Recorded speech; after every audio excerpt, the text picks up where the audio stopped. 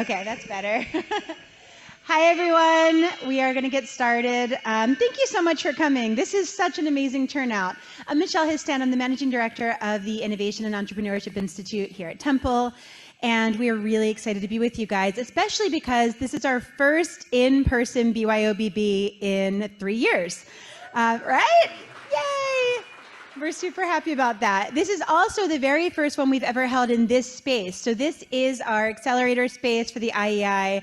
This is kind of where the magic happens. This is where students get to come and work on businesses or learn about creative mindset or find teammates and collaborators or consult with our team. So this is the space. It's open. It's available to our Temple community. So please come here if you haven't. So a couple of fun facts before we get started about this particular Be Your Own Boss Bowl. We have received submissions from 11 of our 17 schools and colleges across Temple, which is pretty cool.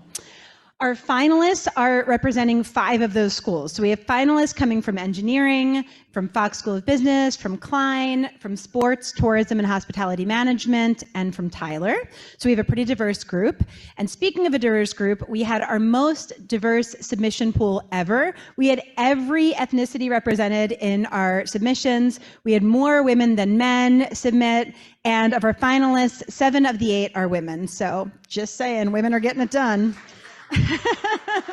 Right? It's so fun. Finally, I wanted to mention that we are totally global in that 2 of our finalists flew in to participate. So we had somebody come in from France and someone from Canada to come and participate today. So we're super excited. We're so glad you guys are here. We have an awesome program. You'll hear from our finalists in 1 minute.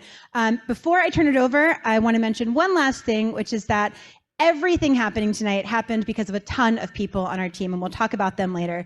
But I do have to first talk about Greg Fegley, who I'm going to hand it over to. This is Greg's last BYOBB because he is semi-retiring. He apparently wants to have a life.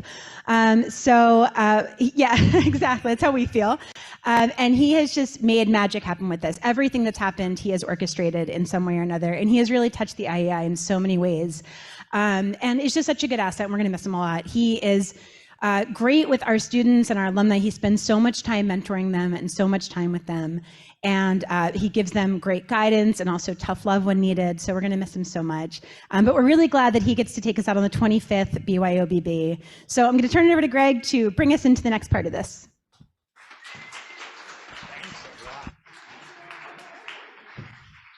Okay, so she just made that a whole lot harder for me. So my job is pretty easy today, and that's just to thank all of the people who helped to make this happen. And it's not just me, believe me. There are a ton of people that helped make this happen. So we have, as we mentioned, upper track and undergraduate tracks. I also want to just mention that you're going to be able to follow us, or please follow us on social media today. Make sure you tweet out whatever you need to do in order to share the love about the Temple Outpreneurs that are going to be up here today. Also, I want to point out the People's Choice Award. This is your opportunity to vote. All right, so we have an esteemed panel of judges that are going to be picking our finalists, but we do have a People's Choice Award. And so your opportunity to vote for who you think should win the People's Choice. We have some other very special awards that are going to be given out today.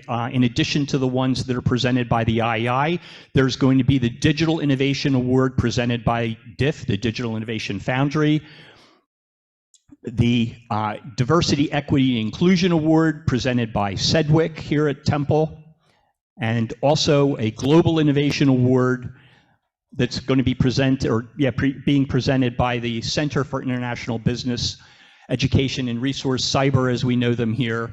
And so thank you to all of those organizations for being part of this, for doing your share and helping to pick some from excellent teams that submitted for these special awards. That's right. A couple really quick I'm going to try to blow through these thank yous. They deserve way more time than what I'm going to be able to give them today. But thank you to Adam Shambaugh and Dauphine Banjari for coming and being our presenters, special guest speakers during our workshops that we presented. We also had previous year's finalists from the Be Your Own Boss Bowl come back as a panel and talk to our students and alums to try to help get them inspired and take part of the Be Your Own Boss Bowl, and also to share some tips about how they did. All right. We have over 100 mentors that participate here in the IEI. About 30 to 40% of them are Temple alums themselves, and they're just people looking to help give back. They share their professional expertise. And out of that 100 mentors, and they're all up on our Startup Tree platform, for those of you who know what that is, these three in particular joined us for our expert mentoring night and gave some last final guidance to teams before they submitted for this year's competition. And we could not do this without a huge pool of reviewers, over 100 people that gave of their time to review all of the submissions that were submitted. And it was their scoring and their feedback that helped to determine who the finalists are on the stage today. So a big thank you to all the reviewers that participated. We could not do this without you.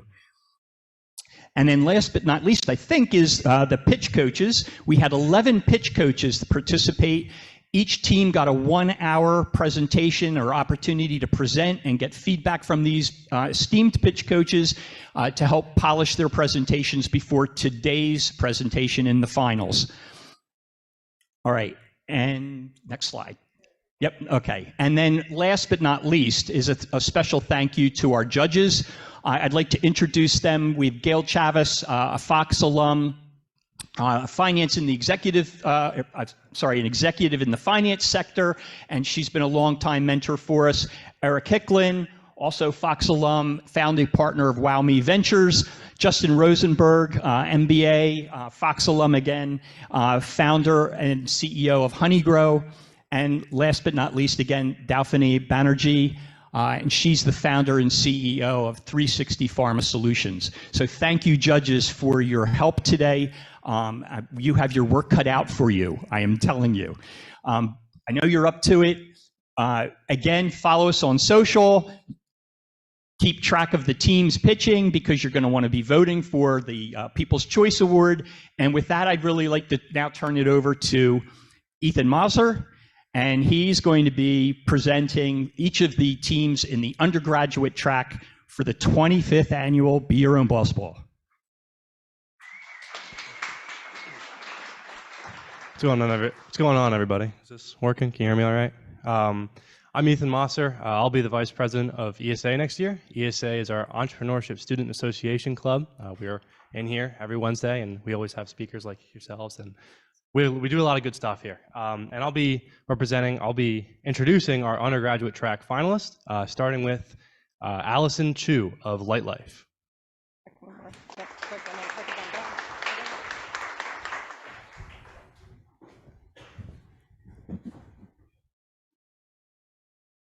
Hi everyone, I'm Allison Chu. I'm the CEO of Light Life, and they are our co-founder, Curie Park and Jinho Ho. And our mission is to light up your life.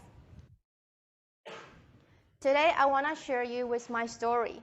Every day, I have to wake up at 6:30 a.m. to go to class. When the alarm rings, I open my eyes. There's no sunlight coming from the window. The room is completely dark. I'm so down and I have no idea how to start my day. And also my teammates have the similar experience. So we ask ourselves, what can we do to change this situation? And that's the idea of Sunny Light came about. Without getting enough exposure of sunlight, people who have negative thoughts feel low on energy and even depressed.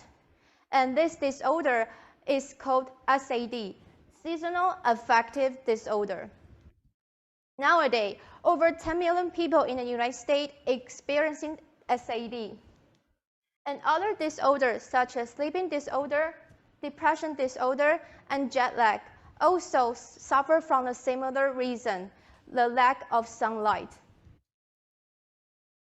And now, light therapy has been proven to be the most effective and easier treatment for those symptoms. So, what is light therapy?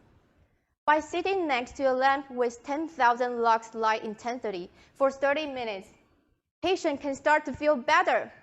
And the light therapy can balance the activation of serotonin in your brain, which is a key component of mood regulation. It can also stabilize your sleeping patterns. And after the light therapy, most SAD patients self-report mood improvement in 1 to 2 weeks.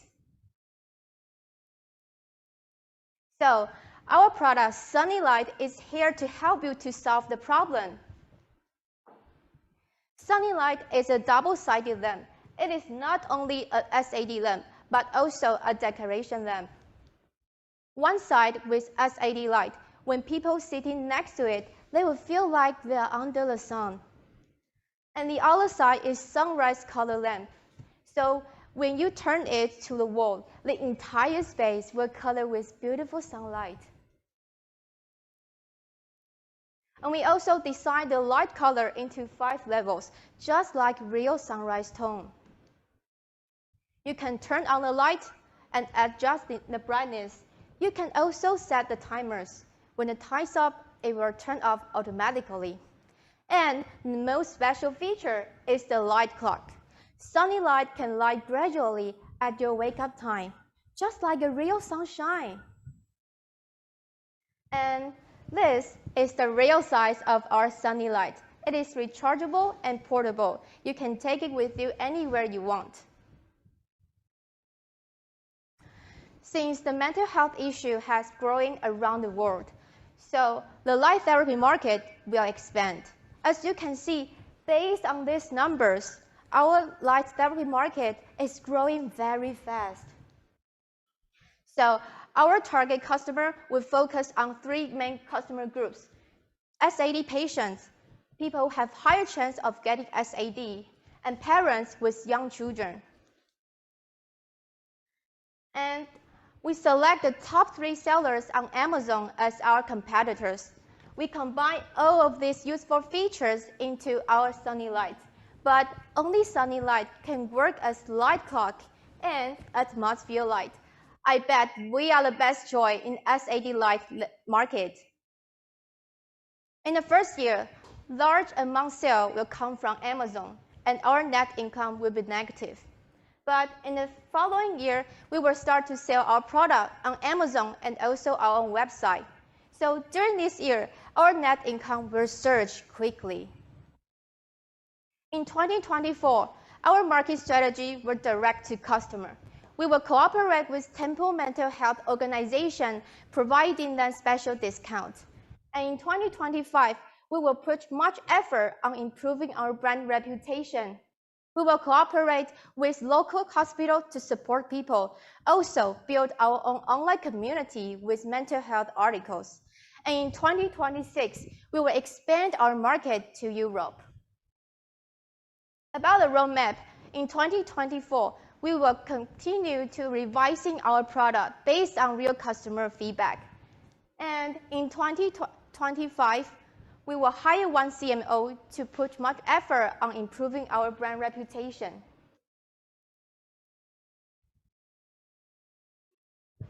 So here's our management team. Our CDO, Curie Park, our COO, Jin Ho Hong, and I am CEO, Allison Chu. And these are our advisors that help us to build our own company.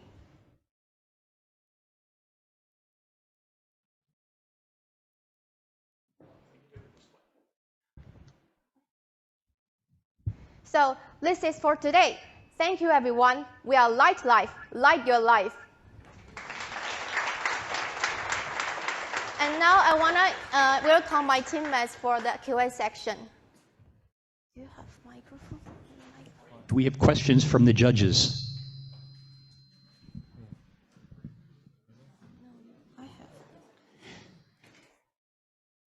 Thank you. Eric Hicklin, WowMe Ventures. Maybe I missed this. What is the cost to produce 1 unit? The manufacturing cost Yes. is like $30, including charging cable and the whole manufacturing cost. And we also separated the shipping costs into our financial forecast. And I see you have one advisor that does your intellectual, property. Do you guys have any type of patents or anything on this particular device? No, we don't have any patent yet, but when we had a search about the similar product, there is no exact the same product for that. So we are planning to make a prototype in this year, and we want to release a patent in next year or the following years. So you'll use some of the funds to make your prototype? Yeah. Okay, great. Thank you. Thank you. Hello. Great job, Thank if I you. can say that. Delphine Banerjee, 360 Pharma Solutions. Just a quick question about your marketing strategy, and that is I think I saw on one of your last slides that you plan to launch your YouTube channel in 2025. Why 2025? Why not 2024 or 2023? Earlier, in other words. Because in the previous year, our strategy is direct to customers. So we wanna let our product to customer to let them use and get real feedback, then keep revising it. Then we will make a better product in 2025 and start to build our YouTube channel. Because our budget is limited, so we wanna separate and use it, better. Yeah. Thank you. Thank you.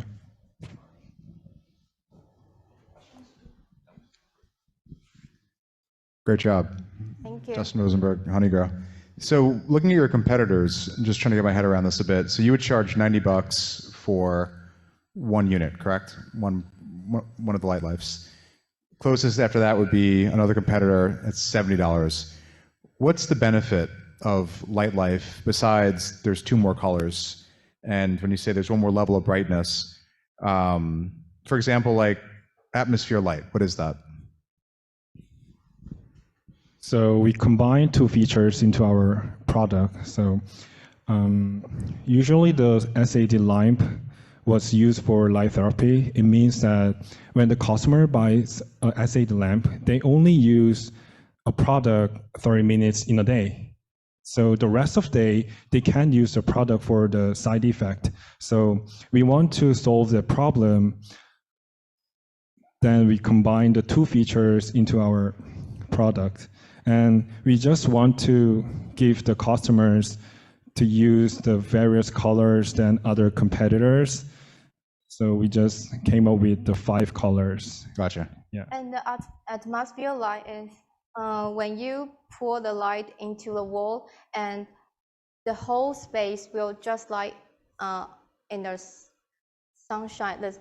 In the afternoon, and you can feel the beautiful sunlight in your room, and you will also feel better. Got it. That's great. And one more question real quick. Looking at the competitors, do you know if these brands have been successful? Sorry, could you say it one more time? So the 3 other concepts, Yeah. these guys, right? Yeah. Do you know if they're successful? Has it worked? In other words, has it been accepted by the market? Are those companies doing well? We selected those 3 competitors based on Amazon sales. So we calculated all the reviews and their average sales according to one of the workers in Amazon. So most people, just 2% of people write down their reviews. So we calculated backwards from their review numbers. So we found that people are still using the SAD Lite, and also they're purchasing their products for their friends or parents or other coworkers. So we found the potential market and potential needs. So we believe this market is also expanded to the depression or other health disorder market. Got it. So I think, Which is how you got your... measure. Yeah. Got it. Thank you. All right, thank you very much. Thank you.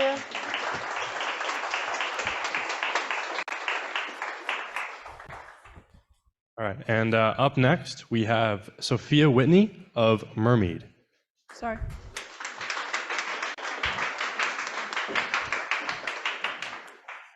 Hello, my name is Sophia Whitney, and I am here today to tell you about my company, Mermaid. When I turned 21 and entered the world of alcohol, I found that many people did not like the taste of alcohol they drank. To confirm this, I surveyed 40 members of my 21 to 35-year-old target market and found that the taste satisfaction for many popular alcohols is low. Turning 21 and not liking the taste of alcohol is a disappointing feeling. I speak from experience. I was like these people, drinking alcohol I didn't like the taste of, and wondering what else was out there. That is, until I found mead. Yes, you heard that right, mead, like the stuff the Vikings drank. Mead is a versatile and ancient alcoholic beverage made from fermented honey, which also makes it gluten-free. This is my brain after my first sip of mead. Once I fell in love with mead, I wanted to see if other people felt what I felt. So I conducted taste tests with a competitor's mead as mine was fermenting, and found that every person tested was at least somewhat satisfied with the taste. My survey also found that taste is one of the most important factors for alcohol purchase, so Mermaid will develop our own flavorful mead recipe that will be just as tasty, if not more so. But taste isn't the only thing important to this market. They also strongly value sustainability. The overproduction of things like corn and wheat, both commonly used to make alcohol, have negatively impacted many valuable ecosystems in the US. This is due to the overuse of land and water, pollution from both pesticides and fertilizers to our water, soil, and atmosphere. But mead, which uses honey to make alcohol, is not a burden to the environment but a benefit, as bees are valuable to our ecosystem and pollinate much of our food supply. Mead also tastes great. This makes Mermaid the perfect solution for my environmentally conscious target market who are searching for better tasting alcohol. Mermaid will sell to anyone over 21, but our target market is people aged 21 to 35. In Philadelphia, that adds up to about 250,000 people when you subtract the roughly 35% of people who don't drink. Now is the perfect time to bring mead back, and I'm not the only one who thinks so. The market for mead is projected to grow quickly with an annual growth rate of over 18% from 2021 to 2028. The other alcohol companies in the category are not as sustainable as they use pesticides in their raw material, and other than cider have low taste satisfaction. Colony Meadery is an established brand, but its high price, lack of promotion, and lack of availability are weaknesses. Most mead companies are more craft-focused with lengthy aging processes and fancy ingredients, whereas Mermaid aims to bring a simple but delicious mead to the masses. Another way we differ from competitors is through our can size. I plan to use 8-ounce cans instead of the traditional 12-ounce. This is for 4 reasons. The cans act as a barrier to overconsumption. They prevent that classic problem of unfinished 12-ounce cans left over after a get-together. There are fewer calories. And although they have the same volume as a 4-pack of 12-ounce cans, a 6-pack of 8-ounce cans may be perceived to have more value due to the number of cans and can be priced competitively. My opportunity stems from the fact that mead is hard to find and generally unknown. So I plan to use the first 3 years to establish awareness of Mermaid in the Philadelphia area. I plan to start with farmers markets and music festivals and Renaissance fairs, while also selling Mermaid on our website in year 1. Year 2 will see an exciting partnership with GoPuff to reach my target market and make buying Mermaid from anywhere simple. This will increase brand recognition, which will benefit my next step to partner with convenience stores like Wawa and Old Nelson's. I will support these partnerships and supplement growth with social media marketing, and in year 3, I will partner with local bars and restaurants. Further down the line, Mermaid may open a tasting room at the meadery to build brand equity and add another sales channel. Mermaid will scale by growing with demand and adding more fermenters as we grow to create more product at once. Following this go-to-market strategy, Mermaid will be profitable by year 2. I'm projecting strong growth in the second year with estimated revenue around $250,000, which then more than triples in year 3. This growth will be supported by multiple factors, including increased demand for sustainable beverages, growing interest in mead as a unique and flavorful option, and growing brand recognition. In addition, we have several initiatives that will further boost revenue and market share, such as expanding our distribution network and introducing new flavors and packaging options and influencer marketing. Overall, I'm confident in our ability to deliver strong financial results and establish ourselves as a leading player in the mead industry, as well as the overall alcohol industry in the Philadelphia area. But it's going to take a great team. As the CEO of Mermaid, I know how to sell and market products and brands. I've already had success at the IEI's Changemaker Challenge, and I'm confident that I will be the one to bring mead mainstream. I'm creative and innovative, which combined with my work ethic, makes me confident that I can turn Mermaid into a category leader. I started Mermaid because I fell in love with mead at first sip, And I couldn't find it, when I wanted to share with my friends, I couldn't find it marketed to people like me. I saw an opportunity and I'm taking it. However, there is no hive of one, so I'm currently searching for a mead brewer, whether that be a partner or an existing brewery open to white labeling, as well as other members of the Mermead business team. I also plan to do additional market research in terms of taste, price, and packaging. Fortunately, I have access to Temple's long list of successful alcohol entrepreneurs who could offer me valuable advice. I have the formula for a great product. The last ingredient is investors like you who believe in me. So invest in Mermead and help me be my own boss. Thank you.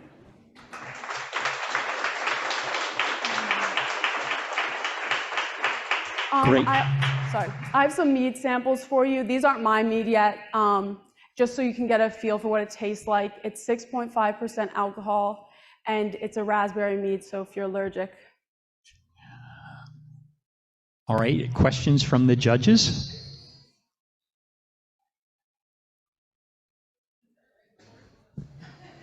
Okay, so it's enticing what you're putting out and everything like that. Hi. Hi. Good presentations, very enticing.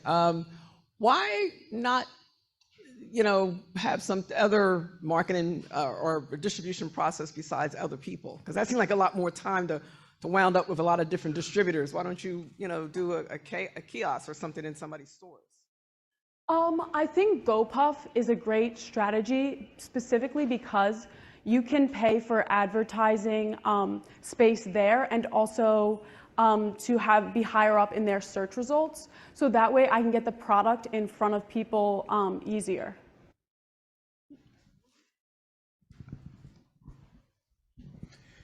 Now, I saw that you had a Wawa. Is Wawa allowing alcohol sales at this point? Yeah, some of them are. So mead is technically a malt beverage under the Pennsylvania Liquor Board. So any Wawa that's allowed to sell malt beverages, mead can be sold there.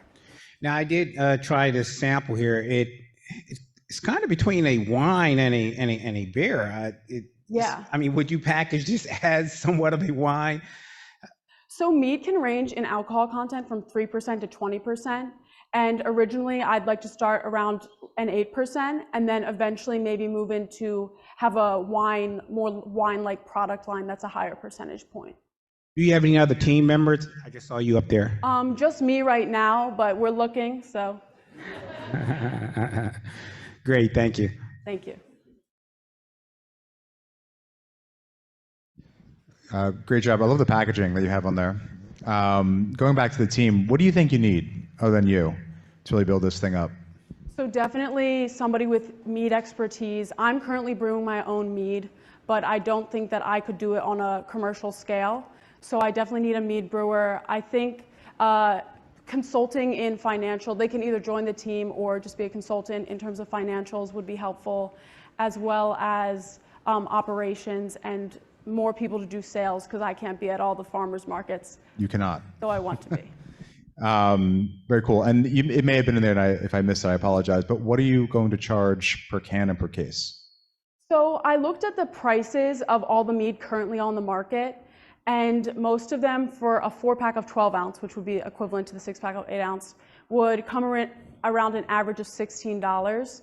I'd hope to get that lower through less of those fancy ingredients like elderberries and stuff like that. But right now, I think the 16 is a safe answer, but I'd love to get it lower. And per can? That's per 6-pack. What would you sell per can, though? So per can, I think it'd be like between $1 or $2 to produce. So then maybe around a 3 or 4, depending on how cheap I can get that. Gotcha. Thank you. All right, thank you very much, Sophia.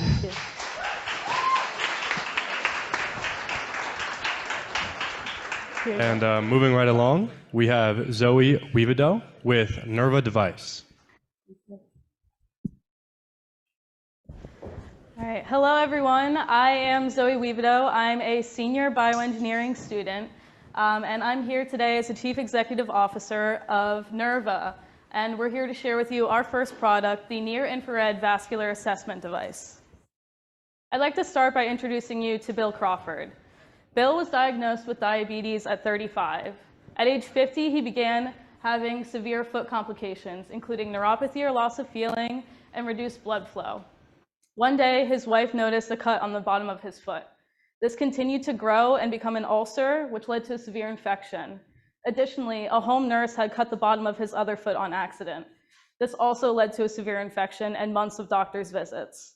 In 2018, Bill had to have a lower leg amputation, followed a few short months after with the other leg being amputated. Unfortunately, Bill's story is not a unique experience. Diabetes is a very prevalent life-altering condition. Within the United States alone, 1 in 10 individuals has diabetes. Just in 2013, there was $9 to $13 billion spent on diabetic podiatric care. That means foot care. And of all the patients who have diabetes, 25% are going to get a diabetic foot ulcer within their lifetime. Of that 25%, 14 to 24% of them will require a lower leg amputation due to severe infection. Diabetes causes a deposition of glucose in the tissues. This stiffens your tissues, causing blood to not be able to easily perfuse into them. When you're walking all of the time, you're pushing the blood out of your feet with each step. The blood needs time to re-enter your capillaries. And when assessing for ulcerative risk, you need to have that mechanical loading on your feet in synchrony with being able to read blood perfusion. Our solution, the Nerva device, is a portable device that simulates that mechanical occlusion in a digit and allows you to assess the risk of developing an ulcer. You can see here that we're using a near-infrared spectroscopy sensor along with an occlusion strap that would push the blood out of the tissue and then watch as it reperfuses when that pressure is released. We have implemented into this a user interface that includes the output as well as controls for the device. Additionally, we've included some safety features. You can see the metal pin here is a patient-controlled kill switch. At any time, the patient can stop this test. This is what the user output would look like after a reading is taken. You can see here the flat line is the resting flow, then the drop to the occluded flow. Latency period and hyperemic response are also charted here. There's a key metric here that you need to recognize, latency period. That's the time from when blood is pushed out of a digit to when it returns. In healthy individuals, this can be milliseconds. In diabetic patients, this can be up to 3 seconds. Looking at our competition, you may ask, why is Nerva important? What makes us different? The initial test being taken for arterial insufficiency in the feet would be using a blood pressure cuff or a Doppler ultrasound. However, these are not looking at that post-occlusive hyperemic response, which is critical in assessing whether or not ulcers will form. Our direct competition would be the Paraflux 6000 and the vascular monitoring system. However, these are extremely costly, over thousands of dollars, which is why you're only seeing them placed in hospitals and not in clinics. Nerva, our solution, would prevent severe complications that occur as a result of poor arterial insufficiency in diabetic patients. It's going to be quick and easy to use in a doctor's office with the test taking under 5 minutes and easy output that's readable. Additionally, this is going to provide a device that is portable, affordable for both doctors and their patients. Looking at the markets we would like to enter with this device, there's a diabetes diagnostic market, which is $26.5 billion globally, and it's expected to grow at a rate of 8.1% until 2030. Additionally, there's a diabetic foot ulcers market, which is now around $5 billion, and is expected to grow to around at 6% annually until 2030. Looking at our revenue model, you can see a projection over 3 years of profit.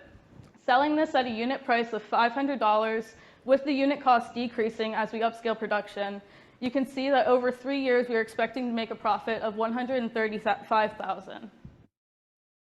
Any initial investments made at this point would be put towards FDA approval, IP protection, and upscaling our production. Looking forward into the future, at the end of this month, we will have a functional prototype as we end our senior design and our final semester as engineers. And then we're also going to have our invention disclosure filed by the end of the month with Temple University, And we will continue to get user feedback from the podiatrists we've been working with at the Temple School of Podiatry. Additionally, within 6 months, we plan on having our validation testing completed, our user interface fully developed, and we plan on assessing the feasibility of moving this device to be an at-home model that would remotely send these records to physicians' offices. By the end of the next year, we hope to have a filing for a Class 2 device and start placing these devices within clinics in the Philadelphia area and then start outreaching to other regions. Additionally, we hope within 6 months we will build an advisory board with the resources that the IEI has provided. Looking at exit potential, in case we did want to, with our IP protected, follow and sell our idea, we have Byram Healthcare, Tandem Diabetes Care, Medtronic, and Boston Scientific, who would all be feasible and have technologies in this field. Now I'd like you to meet our team. We're 5 bioengineering students who've been working together for over a year now on this project.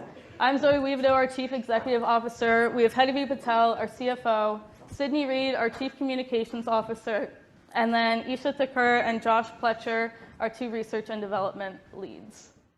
I'd also like to thank our advisor, Dr. Fermato, sitting in the back there, for all of his invaluable advice over this last year. Thank you.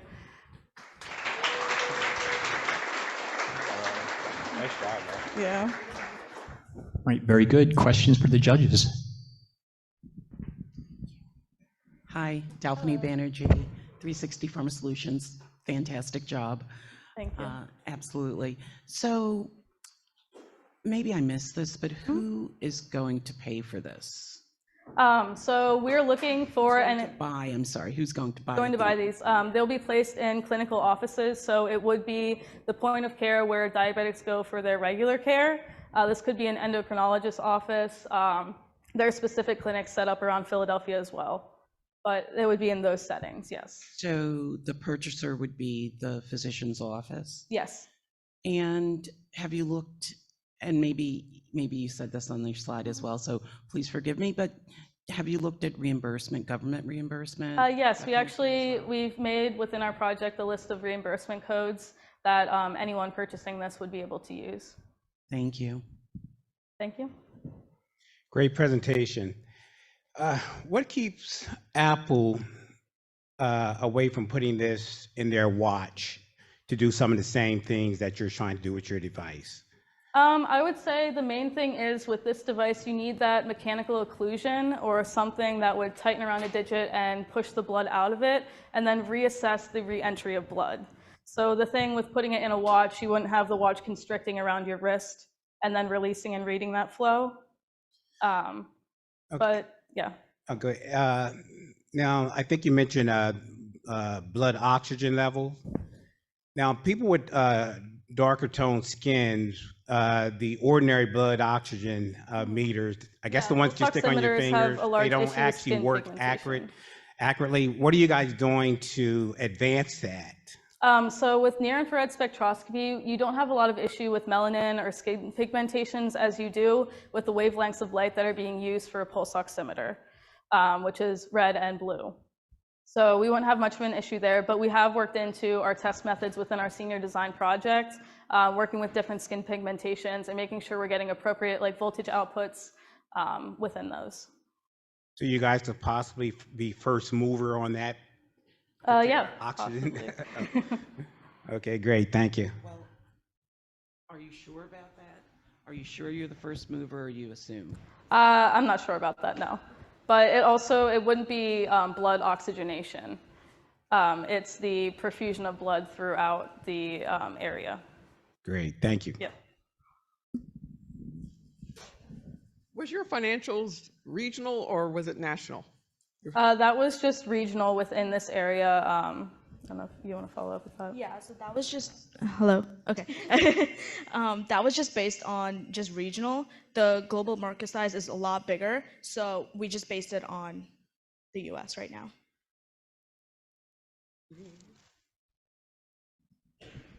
All right, thank you very much. Yeah.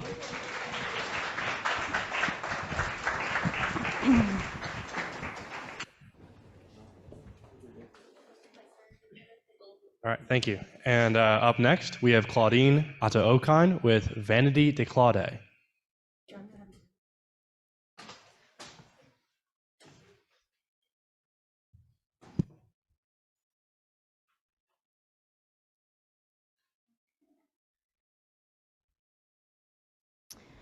Hello, everyone. I'm here to present to you Vanity de Claude, a cosmetic brand that will also serve as your own personal vanity.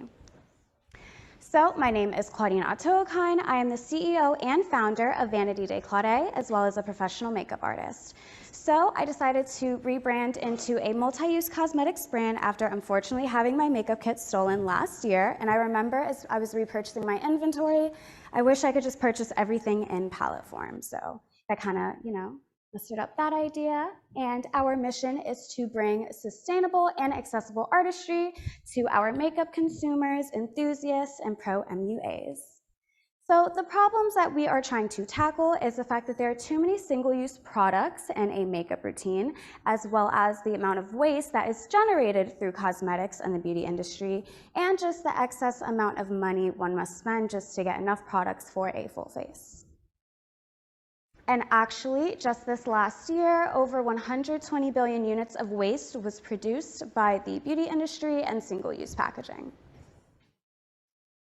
So our solution to that problem is the polyvalent palette, polyvalent meaning versatile in French, and basically it is an all-in-one palette full of a bunch of 24 cream pigments, and there are different formulas, and it's also refillable, making it sustainable. So this is just a prototype mock-up of what we have. So we have flesh tones on the perimeter with the larger pans, since they will be used more frequently, and they also allow MUAs or just your typical, girl wearing makeup to mix for whatever color she needs. And we also have colors in the middle, and we have 2 shimmers and 1 gloss bomb, so it satisfies all needs, and also it comes with 2 dual-ended tools, so it's kind of like an entire makeup kit condensed into one. And also the formula for the main colors are cream to velvet, which works for multiple skin types, not just oily, not just dry. It's also a fragrance-free and clean formula. So one of our features that we love to focus on with the sustainability is the magnetic pans. So basically, let's say you hit pan on a product, you would just reach in and throw away the entire pan, and when you purchase a refill, it already comes with the product in there, and you just have to throw it in and you're good to go. So within the palette, there are over 10 uses, and it substitutes for over 10 products, so that saves space, time, money, and waste.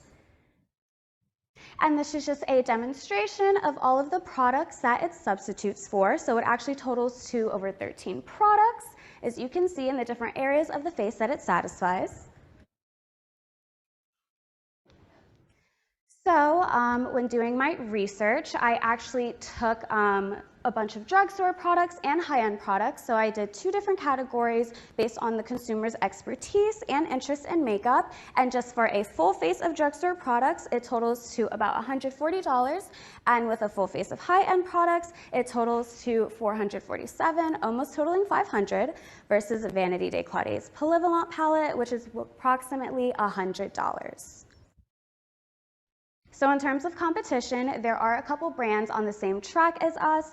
They have multi-use cream palettes, but both brands only have 12 colors in each palette. Meanwhile, we have 24. We also have multiple formulas, so it can be used in more ways. And we also have 2 tools inside of the kit, which eliminates the need to purchase additional tools for application. So another issue we could run into with competition are other brands that also focus on multi-use cosmetics, but none as versatile as the Polyvalent palette. And there are also other brands with multi-use cream pigments, but we have everything condensed into one palette, and also the use of magnetic palettes. Many MUAs, or if you just wear makeup, know that there are blank magnetic palettes you can purchase on Amazon or any other retail to create their own custom, palette. But with Polyvalent, we put everything together for you. So in terms of the market opportunity, the current beauty industry market is valued at $41.18 billion, and over the next year, it's expected to grow 2.6%.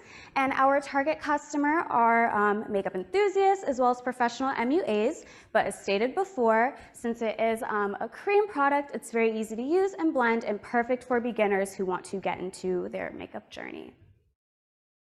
So in terms of research, my team and I conducted various surveys via our social media to help tailor our product and execution strategy to help satisfy our customers.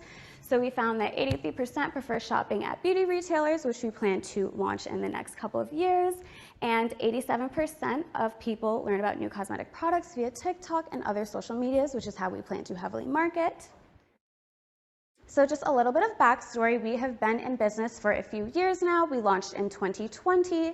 We have been in retail stores in my local hometown, had our own vending machine with products, and then we stopped operations. And that's when I got the idea to rebrand into multi-use cosmetics, since it is a gap in the industry. So in terms of future milestones, our goals that we do have, we plan to finish up product development this summer, and we actually are hoping to launch this fall or this winter at New York Fashion Week. And we actually have partnerships pending for the brand. And we also just want to generate a bunch of press, get the word out there, and in the future partner with other big businesses such as QVC, Ulta Beauty, and hopefully one day Sephora. So this is the dream team that's going to make it happen. You have me here. We also have our CMO, Julia Nguyen, our Director of PR, Stephanie Reyes, and Joe Smith, which is the CFO of the company. And in terms of execution, like I said, we decided to start with e-commerce, branch into retail. With marketing, we want to focus heavily on social media and partnerships. Like I said, we hope to get together with QVC and Ulta Beauty very soon. And in terms of our marketing strategy, video-based social media such as TikTok, Instagram are very heavily relied on by the beauty community. And just in my own personal experience, my own personal beauty content, I have gathered such a far reach, a large audience. So just imagine what we could do with the Polyvalent palette and the brand. And yeah, also with our launch at New York Fashion Week, we do plan to sponsor shows, and that gives experts an opportunity to use the product, gain exposure, as well as just have the product in high-profile spaces. And this is just a projection of the financials in our first 5 months of launching. And thank you very much. Any questions or comments?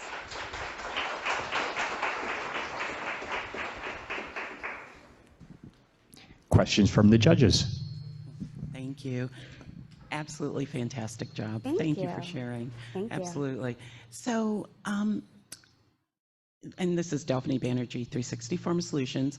So, have you done or do you plan to do dermatologic testing on your product? The reason I ask is because, please forgive my ignorance maybe, but to use the same formula on, say, a foundation as an eye, you know, something around the eye, that seems that there may be some sensitivity around the eye that isn't necessarily, you know, doesn't happen in other parts of the face. So how are you testing this, or how do you plan to test your makeup for those types of issues? So my manufacturer and I, we actually are going through product development now and going through a bunch of samples that I personally test on a bunch of my clients, as well as I am a licensed esthetician, so I kind of know a bunch of ingredients that I know are good for sensitive skin, oily skin, normal skin. So just with my background with makeup, as well as my skincare education, I'm working with my manufacturer to create something that is safe for all parts of the face. Awesome, thank you. Yeah, of course. Quick follow-up. So Yes. your manufacturing team has a formulations expert on it, or are you the formulations expert? We collaborate. Awesome, thank you. Of course. Great presentation. Thank you. Where are you having it manufactured at? California. California? Yes. Great.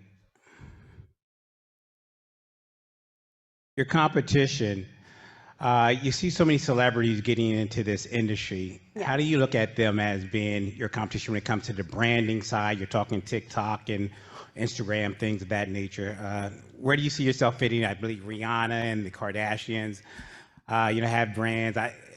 I'm assuming you want to compete with them on a larger scale. Yes.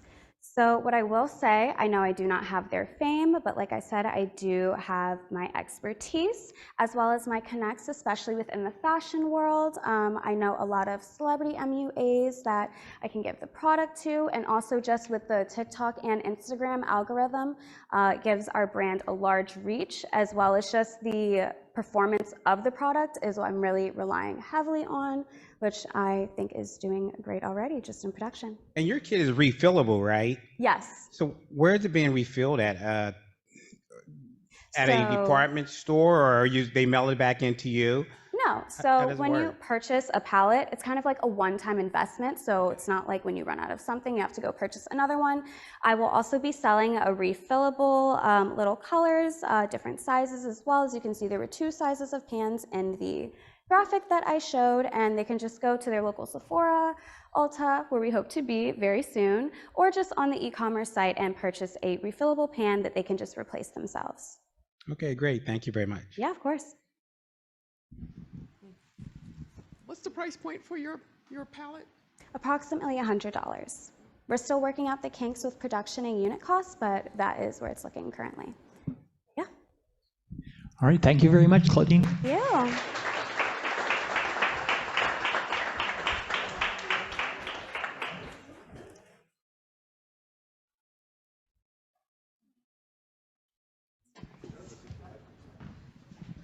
All right, guys, that concludes our undergraduate track, and we're so excited to hear from all of them. Are they amazing or what? Yeah. It takes so much bravery to get up here and present, right? So most folks, except for me, are scared of public speaking, right? So it's a hard thing to do, and we really commend them. So quick break in the program to do one key thing that has been part of the Be Your Own Boss Bowl for many years. I'm really excited to say we have an amazingly special guest here to whom we are presenting an award tonight. Now you'll note I don't have an award in my hands because of production issues, so we will actually mail said award, but we have AJ Raju here, and AJ, come on down or up.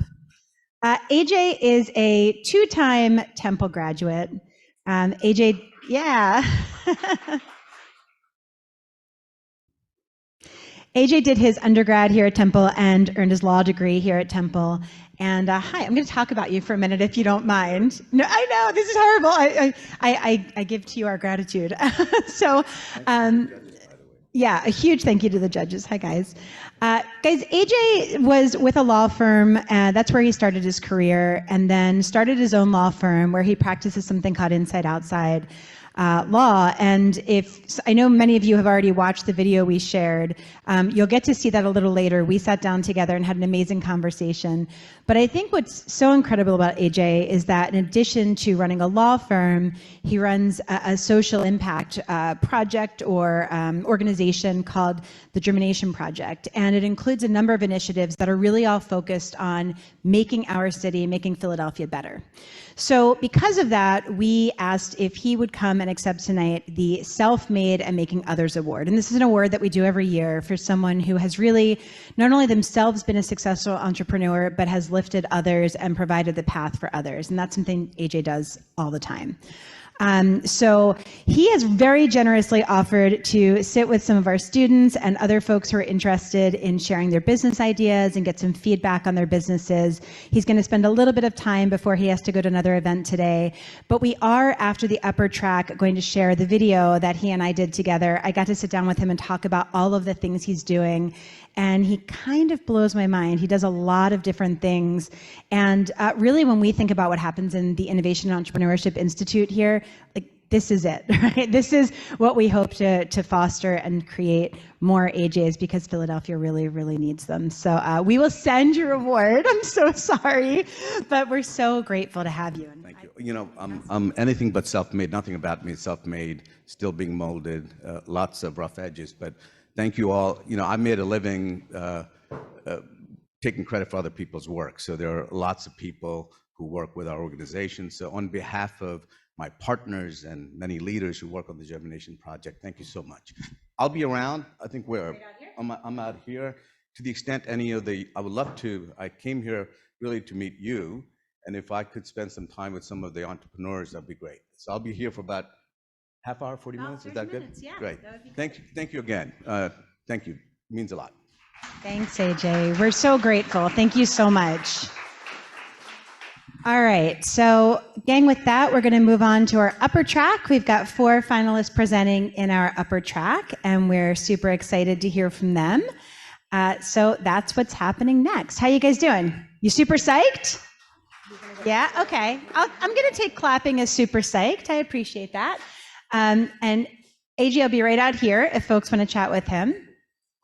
And I will hand it over in just a second to our first upper grad track. Yes, great, thank you. Hi, my name is Victoria, and I will be the incoming president of next year's ESA academic calendar year. I just want to introduce to the first upper track finalist, Arun Siri Howell of Assessum.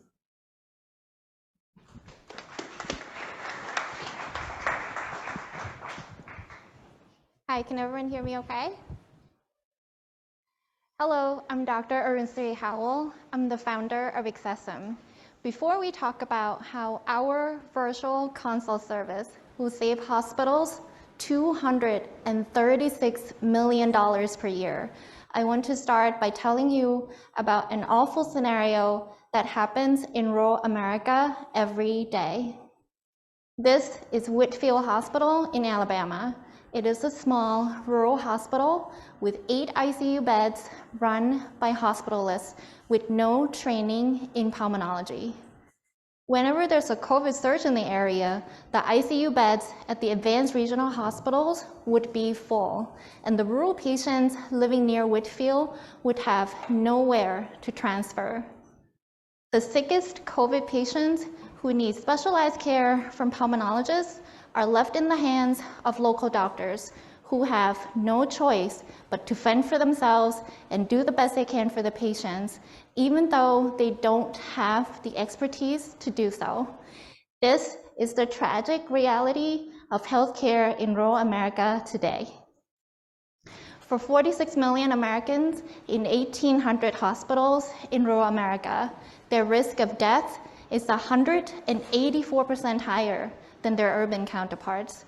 This is because access to specialists is 70% lower in rural areas. Although there are many telemedicine companies out there, most only do outpatient care or they charge subscription fees, making it unaffordable to rural hospitals. They also don't credential doctors with partner hospitals, so they need additional platforms and lock-ins, making their process cumbersome.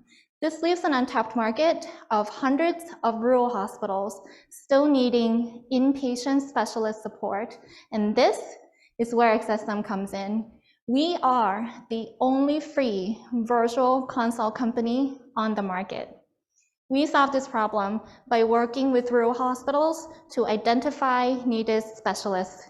We then credential them to fully integrate into the hospital's existing telehealth platform, meaning no extra passwords and no subscription fees because we won't have any IT costs. When it's time for consults, our specialists log on seamlessly to the local electronic health records to review charts or look at blood work. And when they're ready to talk to the patients, the local nurses that we hire as our logistic liaisons will help patients connect to our specialists through video using the hospital's existing telehealth platform.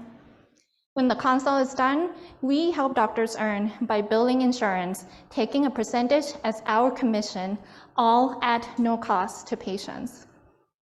Our service is life-saving. Without Accessum, rural patients living near hospitals without specialists have no choice but to travel to regional hospitals, assuming that there's no mudslide so the ambulance can get to your house, that there's no fog so the helicopters can land, and that there's no COVID surge so the regional hospital isn't full. With Accessum, rural patients have a chance to get inpatient care where they live. Our specialists can support local doctors so that they can treat in place as much as possible, transferring only when needed. And if there's a mudslide, fog, or COVID surge, and the patients cannot be transferred to regional hospitals, then our service could mean the difference between life and death. Now, how do I know this will all work? Well, we know our product is viable because there are already many companies out there charging for similar service, even though their product is worse. Accessum is free, and we're fully integrated so that we're tech neutral. To go to market, we'll seek pilot partners through customer sprint programs or through connections from our expert advisors for commercial hospitals. For government hospitals, we plan to seek pilot partners through SBIR grant mechanism. Now, because the lack of specialists is a global problem, Accessum can be adapted into a global solution. Our global health experience and our intimate understanding of foreign healthcare tells us that our solution will focus on private pay patients, so we won't be dealing with local insurance. Because American board certification is considered the gold standard in developing countries, most patients trust American doctors, even if we don't have local license, and we'll also ask patients to sign a release of liability agreement. Our specialists give advice, but the actual care is provided by local doctors, so there are no language or cultural barriers. Accessum is founded by 3 women with decades of combined expertise in medicine and business operations.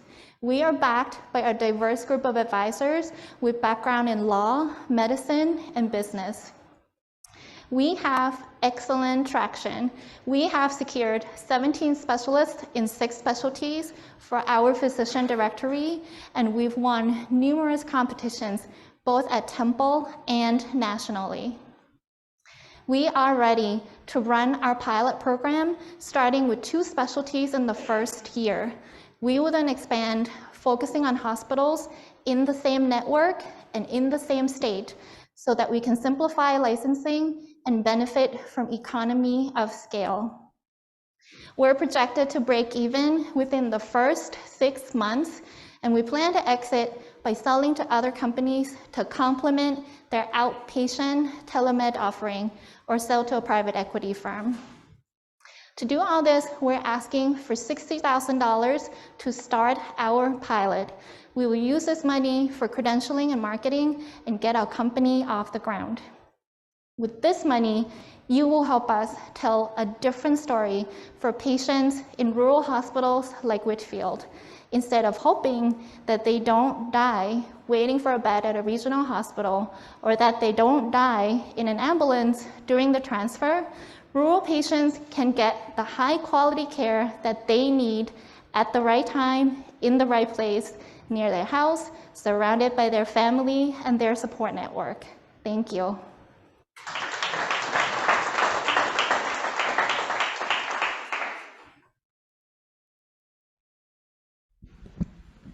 All right, judges. Yes, Dr. Howe, you stated that these would be individuals that could pay for this service themselves. Say that again? You stated that this would be for individuals that can pay for this service themselves. Could you would be bypassing insurance companies? I'm sorry, I can't hear you, I'm sorry. You said that you would be bypassing insurance companies. No, we're billing the insurance company. Okay, so this isn't for individuals that's able to pay for the service themselves. The what? Individuals that are able to pay for the service themselves. No, so from the patient's perspective, the care that they're getting looks exactly the same as the care that they would get usually in the hospital. So because we're billing insurance, patients are not paying out of pocket at all. Now, wouldn't that be coming out of the, because certain insurance companies want them to go to certain telemedicine companies or certain hospitals. How do you get around all of that? How do I what, sorry? How do you get around these individuals choosing, the hospitals and the particular caregivers they want to use? So the sad thing about inpatient care, and I'm sure if you've been in the hospital, you might have experience with this, is that patients actually don't have a choice at all in terms of which patients are getting. So the people that actually have some control over which doctors are going to come in are the hospital administrators and also the local hospitalists who decide, I'm going to consult a neurologist today. So then they're deciding the neurologist is going to come in. But beyond that, the doctors don't have control either where the neurologist is coming from, because all of that is arranged by the hospital administrators. Okay, thank you very much. Awesome job. Thank you. You. Absolutely. So, just so that I understand, your who are your specialists speaking with? Is it the doctor or the patient? Both, because to provide excellent consult care, we need to talk to the patient, get the history, do the physical, and then we need to coordinate with the local doctors who then take our recommendations and implement them for the patient. I see. So I understand. Thank you. And then you mentioned licensing, just sort of in passing. Can you talk a little bit more about the licensing? I'd like to understand how that fits in. Sure. Licensing is actually pretty simple. It's more paperwork than rocket science. Basically, if I were to get myself licensed in California today, I would contact the medical board in California, and they're going to ask for documents from me to verify that I actually graduate from medical school.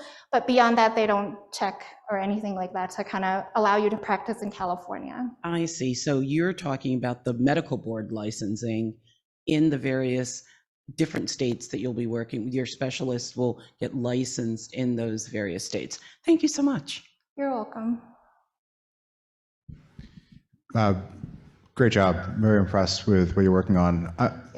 To be honest, as in you be honest, what do you think the biggest flaw with this concept is?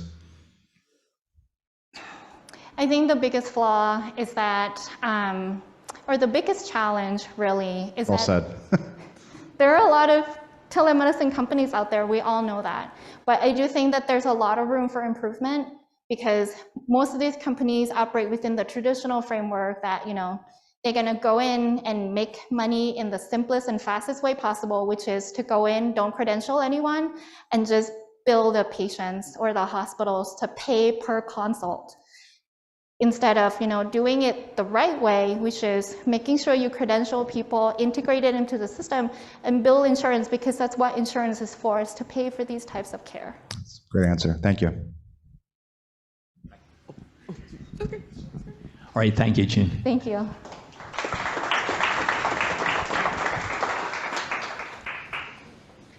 Next up, we have Francesca Augustine of Network.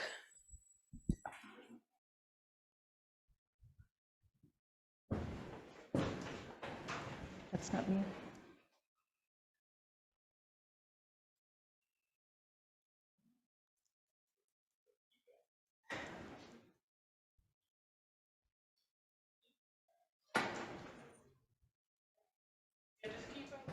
I'm clicking.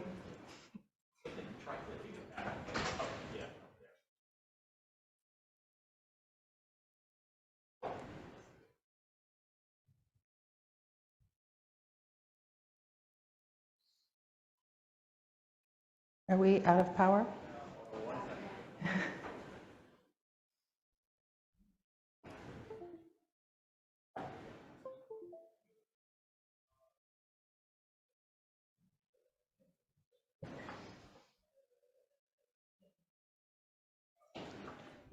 Thank you. No worries. Hello, I'm Francesca K. Augustine, founder and CEO of Network Incorporated. I stand before you today not because I'm a serial entrepreneur or a tech innovator looking for a problem to solve, but because I have dedicated my life to art. I have created art, studied art, sold art, shipped art, represented artists, curated exhibitions, built nonprofits from the ground up, saved nonprofits from extinction, developed systems and protocols for the burgeoning and then booming contemporary art fairs. I advise art consultants. I advise art clients. I have taught from elementary school to master's programs. I have produced exhibitions internationally and worked with galleries and institutions in all 7 continents. I have a deep and nuanced understanding of the contemporary art market, and I ran into a problem that needed to be solved. In 2021, I was asked to curate an NFT exhibition. At the time, I didn't even and perhaps some of you might not either. For the purposes of this presentation, what you need to know is that the NFT is simply a technology that allows artworks to be bought and sold digitally. Okay, that's cool. But what is unique about purchasing artworks through an NFT is that artists receive continuous royalties on their artworks. This is not something that we have had access to in the past. I realized that I was witnessing something big, something with a serious potential to revolutionize the art world. Okay, so what's the problem? It is exceedingly difficult to buy an NFT. I wanted to buy an NFT from an exhibition that I had curated, and it took me almost 2 weeks. That's how undeveloped this process is for the average consumer. And I am not alone. One example is I was talking to a collector in December. He was telling me about his process trying to buy an NFT. He left the gallery, he was excited. His art advisor was on the phone with his tech guy who was saying, well, first you need to buy cryptocurrency, and then you need to download MetaMask. Then you need to validate the purchase. You see what the problem is here. When their dinner interrupted their process, they left it and didn't return. So not only had they not bought that artwork, a $30,000 sale, they had not purchased any NFTs in the several months since. But here's the interesting thing. The interest in buying artworks this way is still there. 96% of high net worth collectors are interested in purchasing NFTs in the future. 96%. So the market is there. It's the access that's the problem. So how do we dissolve that problem? This is what inspired me to build My Pocket Gallery. The simplicity is in its name, a personalized gallery that you keep in your pocket. With My Pocket Gallery, we have built an elegant, user-friendly application that anyone can use. With My Pocket Gallery, you will be able to purchase artworks from any marketplace with a credit card, organize those artworks into collections, and share your experiences with other users who are participating in the space. Now, we have a great tech team working on this project with a robust understanding of both emerging blockchain technologies and user interface design. In fact, Manju was named one of the 8 most influential women in blockchain for an Entrepreneur magazine. By partnering with Ionix Technologies, I have a blockchain architect, a full stack integration consultant, a comprehensive design team, and several coders working for me, but I only pay for it when I need it. Now, let's talk about the numbers. 67.8 billion in global art sales in 2022. That's a 32% increase from 2020. And although all sectors of the market increased, of note is auctions, which saw a 47% increase in 2021, in large part due to NFT sales.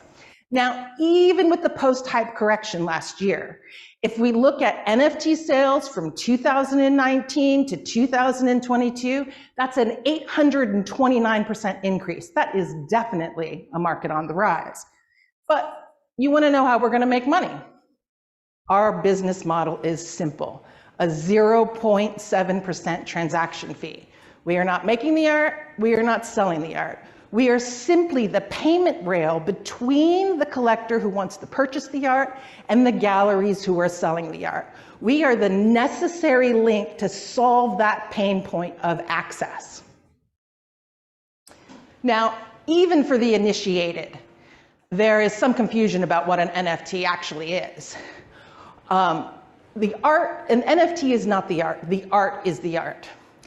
So let me be clear when I say that we have built an application to allow you to purchase artworks via NFT. I mean all works of art, painting, sculpture, video, performance, all of it.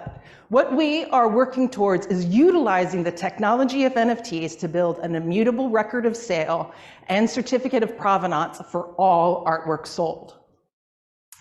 Projecting to capture just 5% of the market in 4 years is a $12 million market, it's a $12 million projection. Now, to some, this may seem optimistic, but let me give you an example. As an art consultant, this month I have been tasked with purchasing $250,000 to $500,000 worth of art for a corporate client. If I was using my pocket gallery and brokering that sale, that would be 0.5% of our projected income for 2024. Our competition is not that close. Our closest competition on the market is MetaMask. And others in the market who are trying to solve this problem are either working with the gaming community or crypto-related art spheres.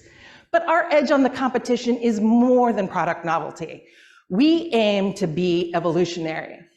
We understand the market. Developments in this field have come from the business and tech community without an in-depth understanding of the contemporary art market, a very nuanced art market. By building this bridge, we are creating legitimacy in the existing market while developing new markets with the product's ease and usability.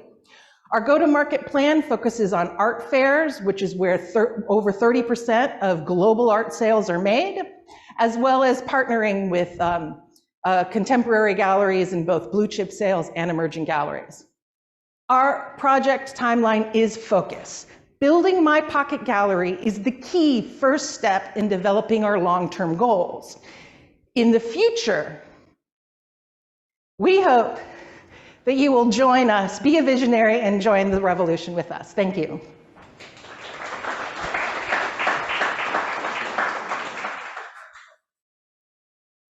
All right, enthusiastic about this. How are all your galleries high-level galleries? And the reason I'm asking, might feed into another question, is what about fraud? And the third question is 0.7, why so cheap? Okay, well, I'm going to do it in reverse order. So the 0.7 is basically based on the number of wallets that are out there and what their current percentages are. So we developed something to kind of be in market standards where we are right now, and that's directly related to MetaMask in particular. Fraud, what you have heard about NFTs and fraud is simply bad practices. I mean, one of the reasons of blockchain's existence is actually to make things safer and more secure. So that, I think, really answers that question. And as far as high net worth galleries, the contemporary art market, basically in order to make a living as an artist, as a contemporary artist, it's all what you can physically make and sell. So those prices are high. When I talk about further down the road, I do think that there is a potential for markets to exist for younger galleries and things like that. But my initial target market is that contemporary art market that is a pretty high end. Awesome job. Thank you for sharing. So just so that I understand the NFT market, I don't have familiarity with it.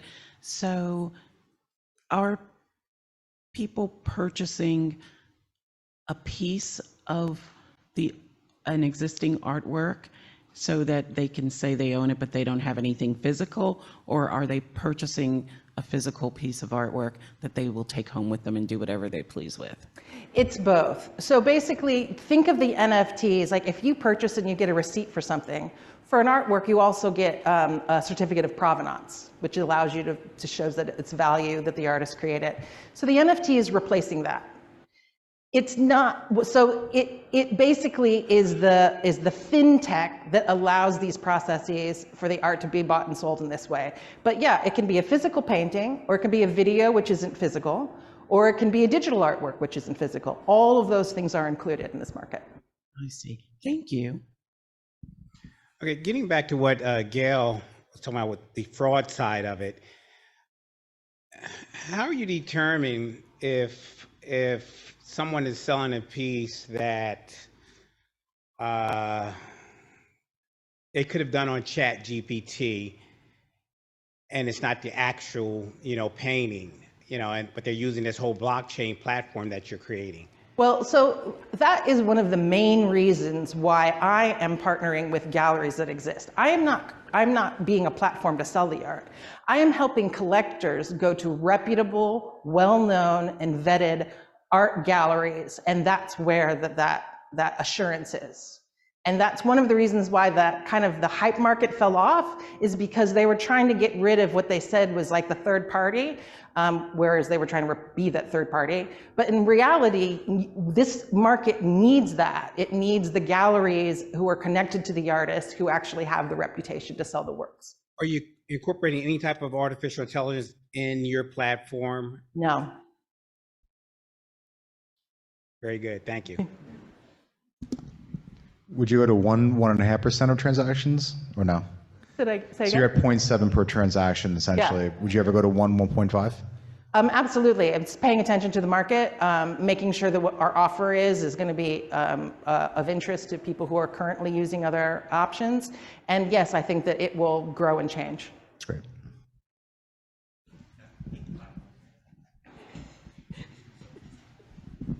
All right, thank you.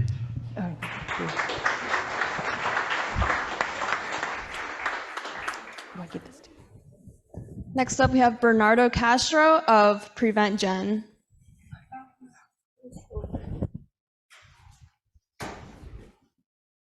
Why not have the clicker?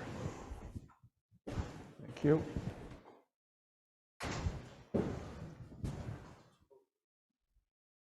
Can I start whenever? All right. Hello, everybody. My name is Bernardo. I am the founder of Prevent Gen. What we are is we are a biobank that possess very unique genetic data that was collected from Brazilian indigenous population that do not have breast cancer. That population never has breast cancer. Think of a biobank as a database of biological material from pure information all the way to tissue. So that's what we do. We are the biobank with that data. Okay? What is the problem today? The main problem in healthcare, especially as it relates to breast cancer, is there is a massive backlog for screening. There is a lot of budget constraints. That really accelerates the gap that we see here between high and low income countries' survival rates for breast cancer. So there must be a solution for this. The solution that we propose and that we envision is the creation of a test. So you would test a woman for low risk of breast cancer, okay? Once you identify a cohort of women in that category for low risk, you can then separate that cohort from the general population and use the existing resources more efficiently because they don't have to be screened as often. The treatments, the budget can be reallocated to treatment into other functions. So what are we doing? We are the company providing the data for the creation of such tests. We have that data today. Where is this data from? So this is a 20-year study that has happened. And just in January this year, we published a manuscript in partnership with Temple's Fox Chase Cancer Center. We published on very prestigious Nature magazine. And we were able to confirm that indeed this population has genetic characteristics that help them protect against breast cancer. So they have all other cancers at the same rate as the rest of us, but not breast cancer. And that is the study that proved that once and for all. Our competitive advantage. It's interesting because I think the main one is the top one, barriers to entry, because access to these populations in Brazil is extremely difficult. This is regulated by the government. There's a lot of ethics commissions that we have to go through. It is very difficult to gain access and to have the ability to study their DNA. We also just came up with a new low-risk scoring methodology. So high-risk scoring methodology for breast cancer already exists today. What does not exist yet is low risk. So with that, with our data, we can initiate the process of figuring that out. Our intellectual property can be protected by contracts. We already used such contracts with Fox Chase so that they don't commercialize our data. So that is something that we can easily protect ourselves against. And importantly as well is our growing data set. For the publication on Nature, we only used 8% of the samples that we have available. That was enough for the publication. The remaining set of data can be sold. And also, as I said, scientific pedigree publication on Nature is, it materializes our presence in the international scene. Who is our target market? So biotech, government agencies, research institutions, healthcare providers, public and private, they today already use biobanks for their research necessities, right? So that's what makes biobanking such a massive market. It's $40 billion and it's growing at over 6% year over year. So we will be able to provide that data to all of these institutions that need specific, unique data that is not out there yet. Who is our competition? There are several data biobanks today. So what makes ours so special? You know, there's so many to choose from, and they range from more general to more specific data sets that they provide. But what makes ours really special is this is the first one that has genetic data for the absence of cancer, and not data about women with cancer or post-treatment, pre-treatment. No, this is absence of cancer in a population. Our traction so far has been very good. So we've had multiple conversations, high level, with institutions. But really, I want to highlight the 3 academic institutions that have reached out to us, one of them being Fox Jays, and the 2 biotech and pharma companies. And these conversations vary in the range of, you know, just trying to understand what the data is, and all the way to Temple's publishing with us on Nature. And of course, we believe that this number is only going to grow in the coming months. Our roadmap is very simple. We have the data, we've gotten recognized, and we're now trying to secure funding so that we can optimize and ultimately license this data, right? Which is what I want to get into. So we have a 3-phase approach for the monetization of our IP. The first phase is what you're seeing here. It is a subscription model with 3 tiers, different price ranges depending on the data richness that you require from our biobank. That, at the end of the 3rd year, will bring us to $750,000 in yearly revenue. But then it only gets exciting after that, because once we identify one partner that wants to license this information and create a commercially viable product, we will have a $1.5 million licensing agreement to have them exclusively have access to this data. Once it's commercialized, we will have a royalty arrangement with them. Our financial projection, as you can see, all I want to show is we will grow steadily, but in 2027, we're down to 1, because that is the one company that we want to partner with and have a licensing agreement with. That's what's coming on the line. Team, very diverse, medical professionals, MBAs, etc. What I want to get to is the ask.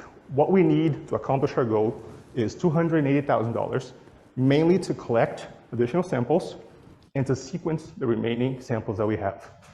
We also need it for legal support in conferences and trade shows, which is where we will get the exposure that we need to make this a success. Thank you very much.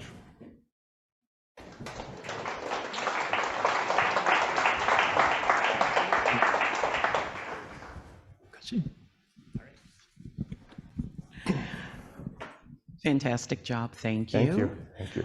So the biobank that you're building and that you'll launch with, are you planning to enhance that throughout the years, or will it be static? No, absolutely. We have to grow the data set that we have. We will sequence the existing samples that are still left to be sequenced, and then collect further samples from the same population to add more richness to the data set. Absolutely. And so for how many years are you going to do that? Only about 3 or 4. Okay, yeah. Perfect. Thank you. All right, no problem.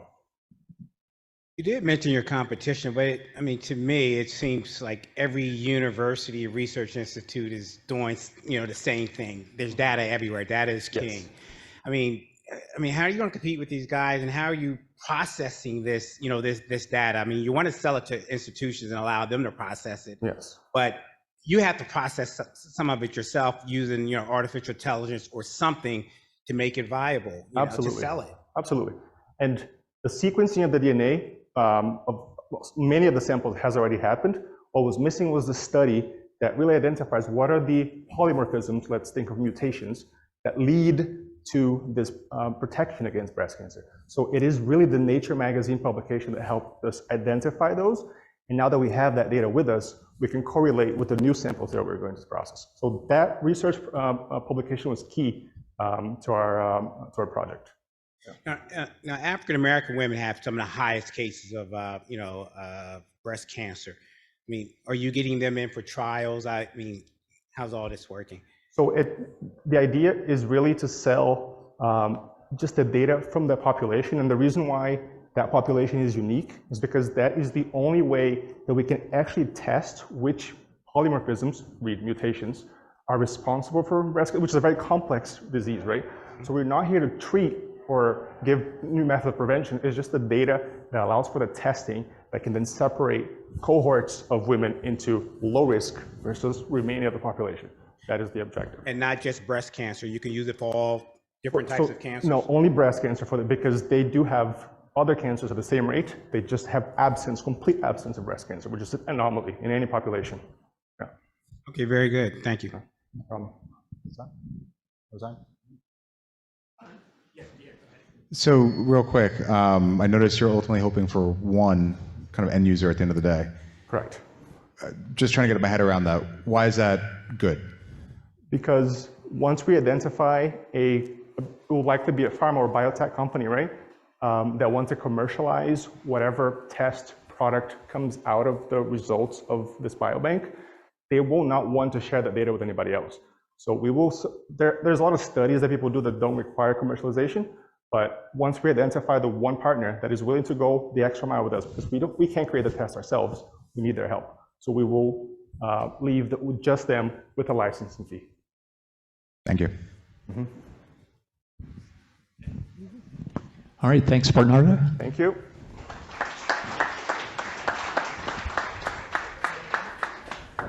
Last but not least, we have Sierra Bretz of Pure Eden Foods.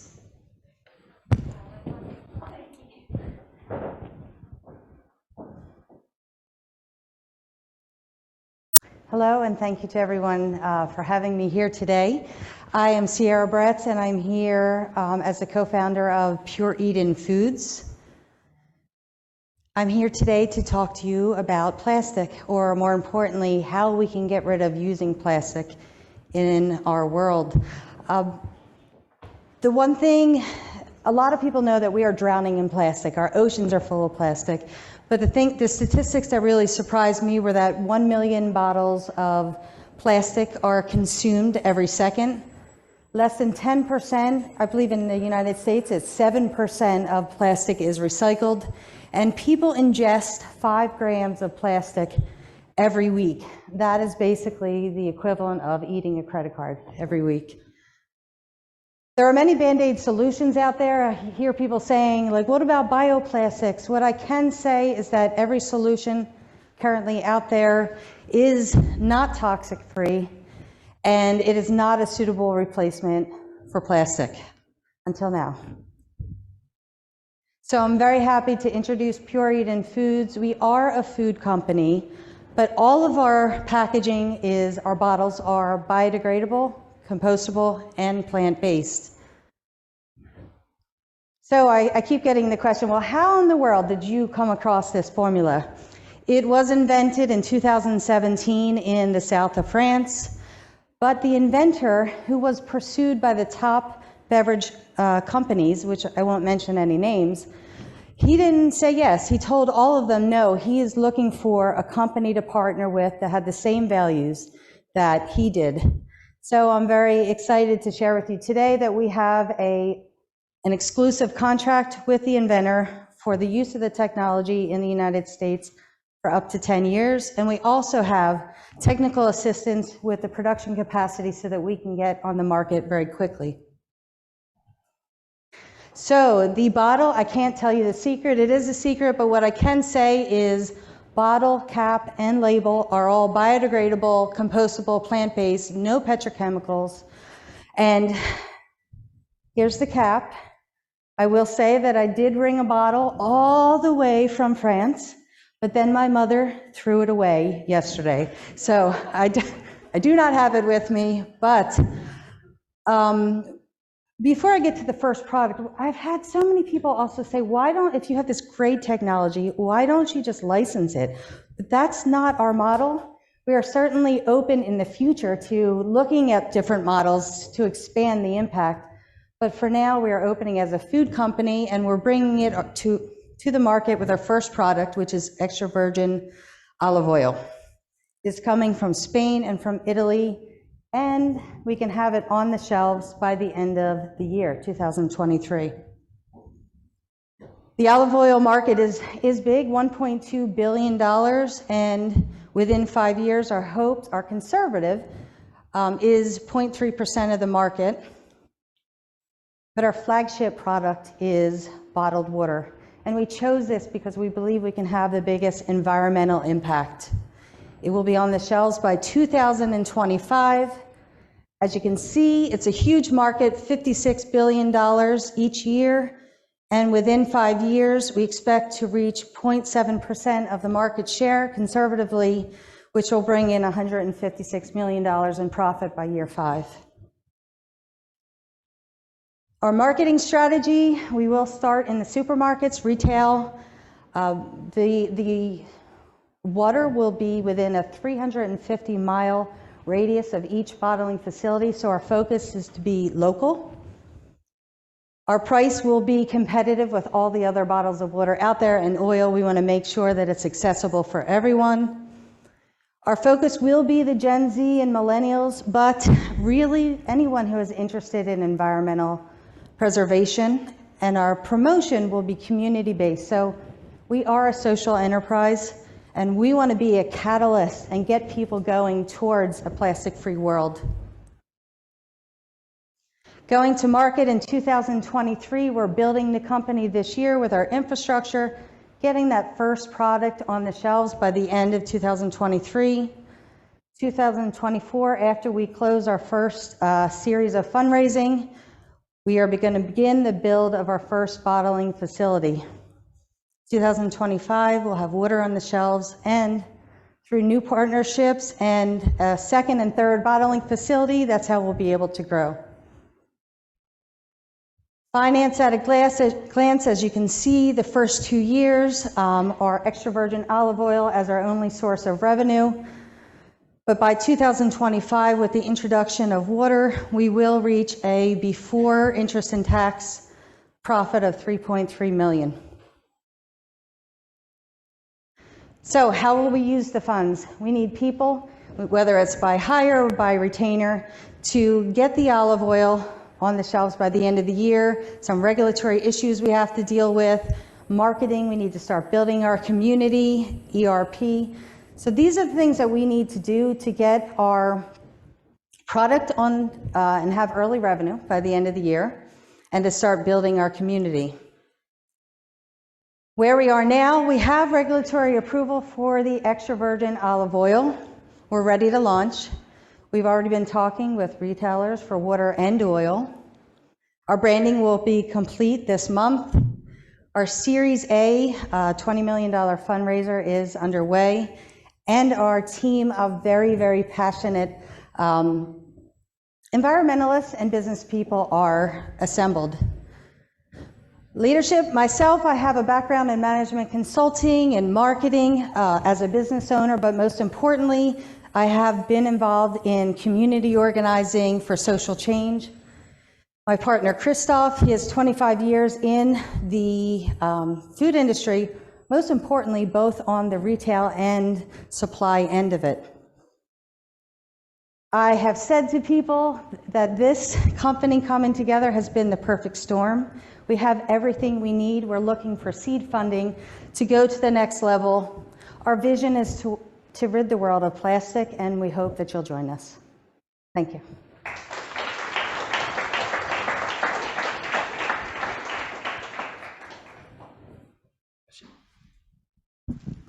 Nice presentation.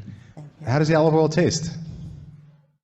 Well, all of our products are very high quality, so good. Good. At the end of the day, I think that's going to be key, right? I'm sorry? At the end of the day, I think that's going to be pretty key, making sure the olive oil is It is, tasty. and the olive oil it's a long story, but it is being sold on the shelves in France right now, and what we can say is that the retailers are dying to get us into their stores because they want to find a solution too, and it is selling very, very well with no marketing. That's amazing. And then just from a economic perspective, a bottle of olive oil, what's the profit margin on that?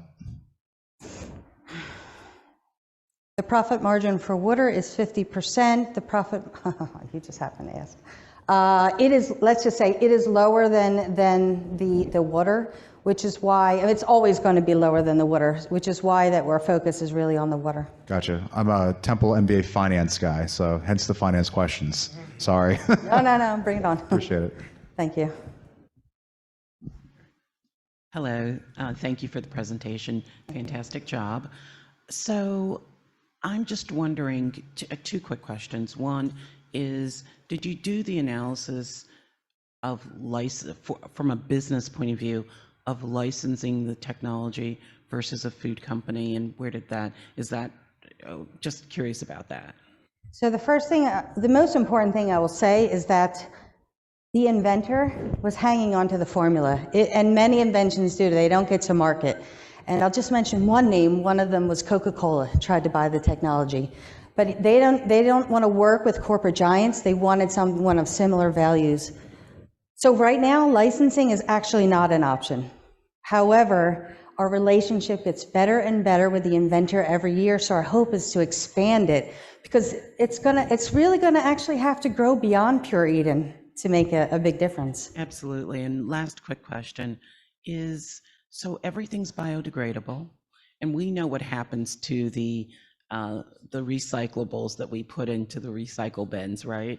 A lot of it ends up not where we think it goes. So what is your plan for leveraging what you actually have and being biodegradable? Are you planning to have composting campaigns? I'm making that up, obviously. Or how do you plan to capitalize on that feature?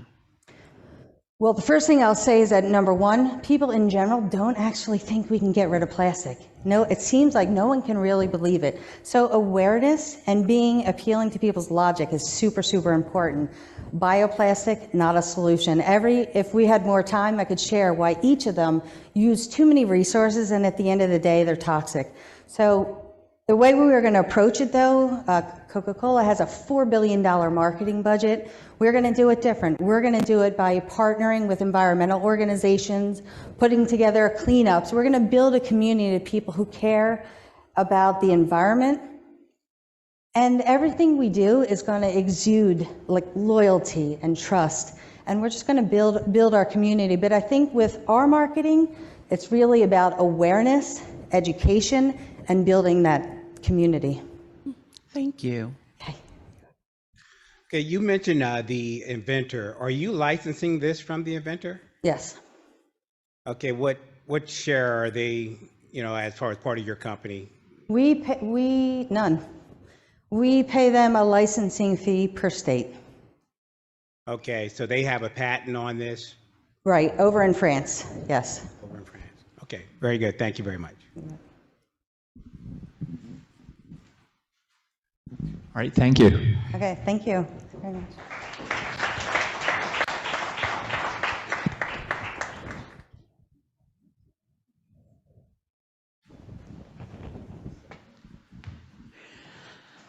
All right, gang. So those are our presentations. Huge congratulations to everybody who presented, right? Crushed it. All right, so here's what happens next, guys. Our judges are going to go deliberate. So you want to hang in so you can hear who our winners are. We will have many prizes, including a grand prize. In the meantime, earlier when AJ Raju was here, I shared that we sat down and had a conversation. We're going to put that video on up here in just a minute. If you want to watch the video, you can. If you want to have a bit of networking, chat with some folks, we have amazing people here you can chat with. There are some pretzels out in the lobby here if you need a break. And we're going to be back in about 20 minutes to start the awards presentation. So hang out, network, Watch the video. We'll see you guys in about 20 minutes. Oh, and there's dessert. And some charcuterie still. There's stuff. There's some stuff out here. Make sure you vote for the people's choice. Now is the time to scan those QR codes on your tables and make sure you get your vote in for the people's choice. And be back here in 20 minutes at 6:20 for the awards presentation.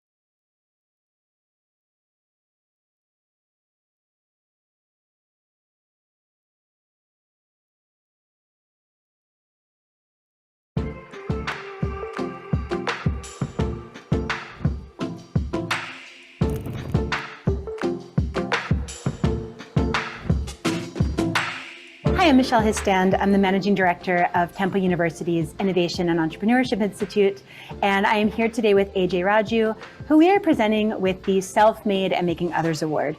Now, this award is all about honoring individuals in our community who have become successful entrepreneurs themselves and also empowered others to do so.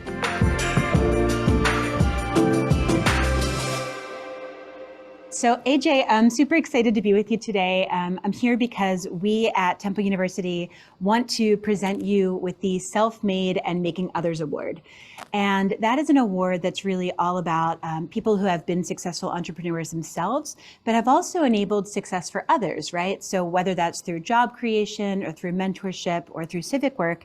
And I think you are the perfect person for this because you do all of those things. So really no one better for this award. So I'm really excited to talk to you about it. Thanks for being with me. Thank you, Michelle. Thank you. Yeah, thank you. So I want to start with your philosophy and your belief around leadership and innovation and entrepreneurship to sort of ground the conversation. Maybe start there. Well, Michelle, I think all great individuals or companies live at the intersection of three philosophies: Western philosophy, African philosophy, and Eastern philosophy. Here's what I mean by that. Western philosophy, since the time of John Locke, goes by the maxim of I think, therefore I am. It's really big on identity. I'm a podiatrist. I have a medical degree in feet, relying on feet. My knowledge and my experience matter. And the hierarchy goes based on who has the most knowledge, what is your experience, and that identity becomes your prism or your prison through which you view the world. That's the Western philosophy. I think it's very important to have knowledge and experience. That's why your students at Temple, are accumulating that degree to gain knowledge and experience. The second philosophy is the African philosophy. There it is, we think, therefore we are. It's more tribal, it's more village-based. I can have knowledge and experience, but I need a team around me if I want to execute and grow further. So it's collective experience and knowledge, coordinating, collaborating, a village, a tribe. That's a group mindset. And it's very important to have the African philosophy. The Eastern philosophy is where the entrepreneur or the innovator or the creative thinker also lives. There, the maxim is, when I stop thinking, I become. To do that, you have to actively shut off knowledge, shut off identity, shut off experience, and say, instead of imagining the horse running faster, what if it was a car? So that's where the innovation, if you have all three, that intersection, I believe that's, from my standpoint, that's where I think greatness in organizational level and individual level happens. I love that framework. It reminds me of the hierarchy where as you go up the pyramid, right, it's all about being able to create and to make things happen. Yeah. So that's kind of what you're describing with the Eastern side of it. But I think you're right, like all of those coming together, it's like a Venn diagram. Well, I'll give you an Eastern example. So when you think about this pocket square, if I'm Tom Ford, I have knowledge, experience, and my identity is that of a fashion expert who makes creative pocket squares. But I need a team to mass produce it to make sure that we have an organization, and then Tom Ford label, if you're selling at Boyd's or Barney's, more expensive. If you're selling, back of your car, less expensive. The team matters. That's the African philosophy. But the Eastern philosophy, Tom Ford will say, does it have to be a pocket square? Why can't it be a pocket round? So this is a pocket round. Can you fundamentally change the question itself and reevaluate the problem? And that's what Eastern philosophy usually thinks about, which is, can we re-examine what the problem is and then shut off the knowledge of it has to be a square and restate all of that and say, what if we looked at it from a completely different angle? If we're creating crops, does it even have to have soil? What about soilless agriculture, right? That's where innovators live. I love that. It's getting rid of the it has to be this way, right? Which is what we often. And usually that means a 2-year-old probably is more likely to innovate than somebody who's an expert. That's and right. That's why in an organization, the African philosophy concept, sometimes your lowest level employee will come up with an innovation, or a young person who has native fluency in AI and quantum computing and edge computing will tell somebody who is an 80-year-old about things that the 80-year-old may have knowledge and experience that can't even imagine, because they're reimagining with a blank canvas. So blank canvas is very important.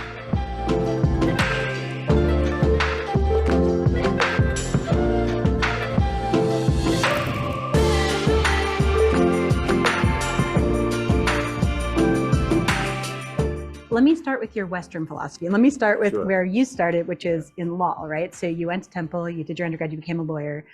So you started in law, and I want to talk about how all of those principles apply to business. But if you could tell us a little bit about, you started in a law firm, and then you started your own law firm where you practiced something called inside out law.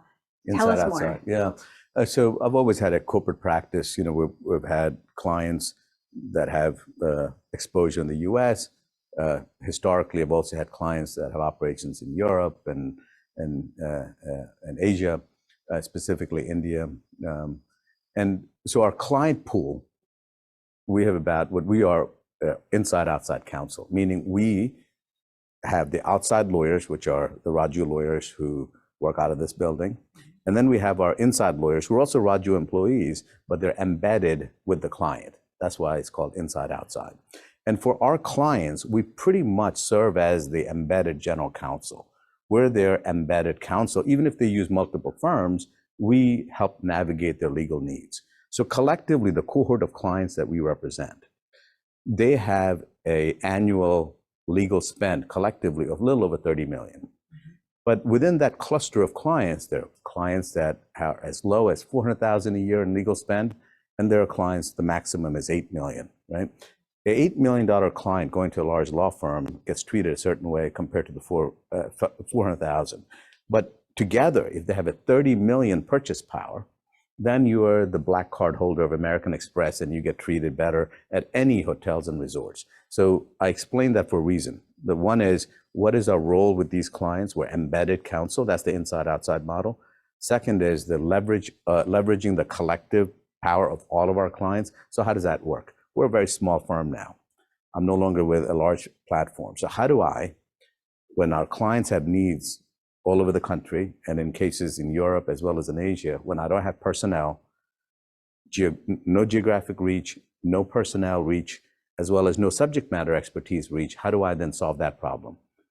I looked at Uber for that solution.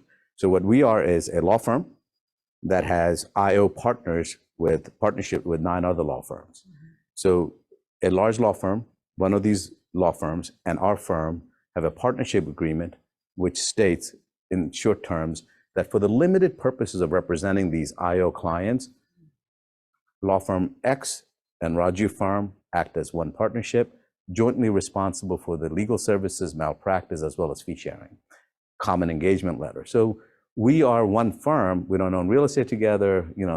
They don't have to laugh at my jokes for a bonus. But when it comes to client service, we're one firm. So now our headcount, because of this consortium, we're about 1,500 lawyers around the country and exposure also in Asian markets as well as Europe. And so we've done it where without owning the car and having the employees as drivers, we have our drivers everywhere. That's the IO model. So from a client standpoint, it's the purchasing power, being the American Express Black Card, that's the value. From our standpoint, it's the flexibility of being everywhere without actually having ownership in all those places.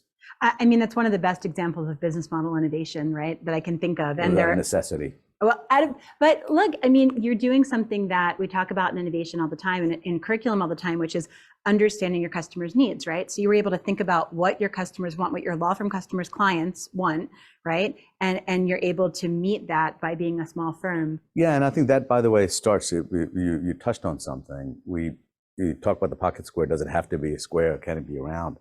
When a client comes in with a problem, it doesn't come in and say, I have a legal problem.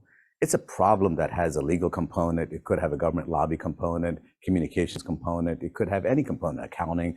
Maybe they just want to raise money, raise of capital. Maybe there are some insolvency issues. They want just help in how to navigate the crisis. So the problems come in different shapes. Normally, you have the electrician, which is the lawyer, the plumber, which is the accounting firm, a construction worker, which is and everybody has to be coordinated. Usually in a kitchen a project like that, you have an architect, you have a design. So the embedded counsel is the architect and the design.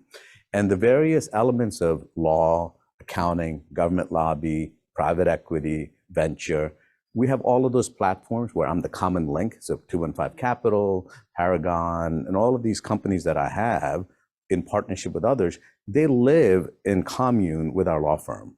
Clients don't have to use them, but it's available to them. And the reason for that is if the problem is not just legal, sometimes it's a consultant working with our lawyer. Sometimes we're embedded inside this communications platform. And then from that, a legal issue emerges. But usually doesn't come in as a legal issue. It comes in as a consulting issue and then turns into, could be law, et cetera. So we are advisors to the companies. We're embedded inside. Whatever their problems are also our problems. How we solve it depends on different people that are involved in our ecosystem.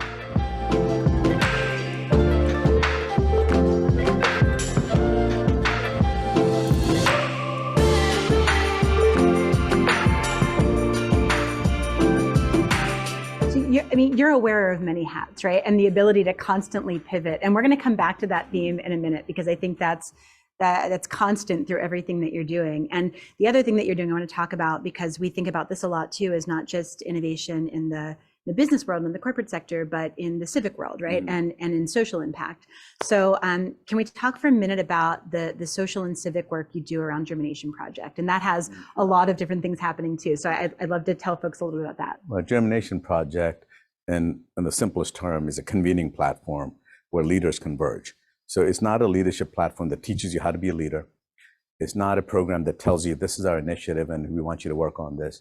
What it is it's a platform. And the way we do it is there are 4 branches to that trunk.